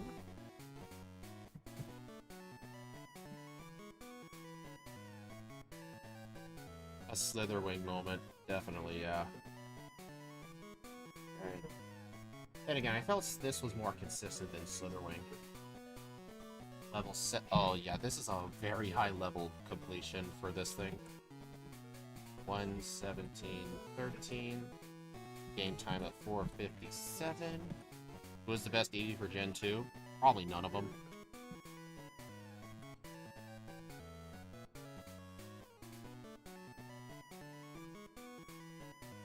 Evolutions in general just suck. Bad growth rate and horrible starting moveset. Alright, guys. Axew, I would not do Psych Up Swagger. That is an interesting set, though. Alright, so you guys see it? No? Here it is. Last place on the leaderboard. Look at that. it did 9 minutes worse than Blacephalon. And that was the last one we did that got last place. And look at it. Glaceon and Swampert needed level 70, but that was because of the medium slow XP group. The fact this thing needed level 76 in medium fast, medium slow, that's effectively level 80. And it has the worst game time too, so yeah, this was not a good Pokemon to backport. Let's compare this to our other, like, crystal runs. But yeah, obviously, we'll just look at the 4x speed conversions. So, remember, for Glaceon's run, just add like 20-ish minutes for the instant text. This would be roughly a 1:37 real time. So, just for comparison's sake, I know these need second playthroughs, but Glaceon did play somewhat worse than these two did. That was with me forgetting things, but I think if Espeon and Umbreon get re-ranks, which they will, it's going to be, Glaceon's going to be worse than both of these two. They're going to be worse. No speed is second last, little Weedle. Yeah, Weedle doesn't exist. Got a little Port Fortress down there. Not looking forward to re-ranking that, but I kind of have to. My second playthrough ended in failure because I missed a level rounding threshold, and it cost me the whole run. You do Magikarp solo? Okay, here's the rule. It's gotta be beatable, okay? It has to be beatable. Like, something that actually learns moves. Steve and I are planning a, red and blue, Pyukumuku backport. If you guys know anything about Gen 7 Pokemon, Pyukumuku does not get a single attacking move. All of its moves don't do damage. So, for Gen 1, the only moves we would have are basically just Toxic, Bide, Counter, and Mimic, stuff like that. We're planning that run for a Super Chat threshold. Like, we're just waiting till one day someone gives, like, a good Super Chat, and then we'll do it. I don't know what we'll set the price at. It's gotta be something, like, higher than $5, obviously. Yo, don't even get me started with Agatha. Oh my god. Yeah, we're saving that, because it's going to be like a 10-hour day. Like, the first playthrough might take like 4 hours. Alright, so that's not here or there. So, thank you for stopping by, everyone. I do appreciate it. The next stream will be tomorrow with John Calibro in the chat here. He will be racing Steve and I in Pokemon Blue with Tyranitar. So, yeah, the run's going to be pretty nice, hopefully. I'll see you all then.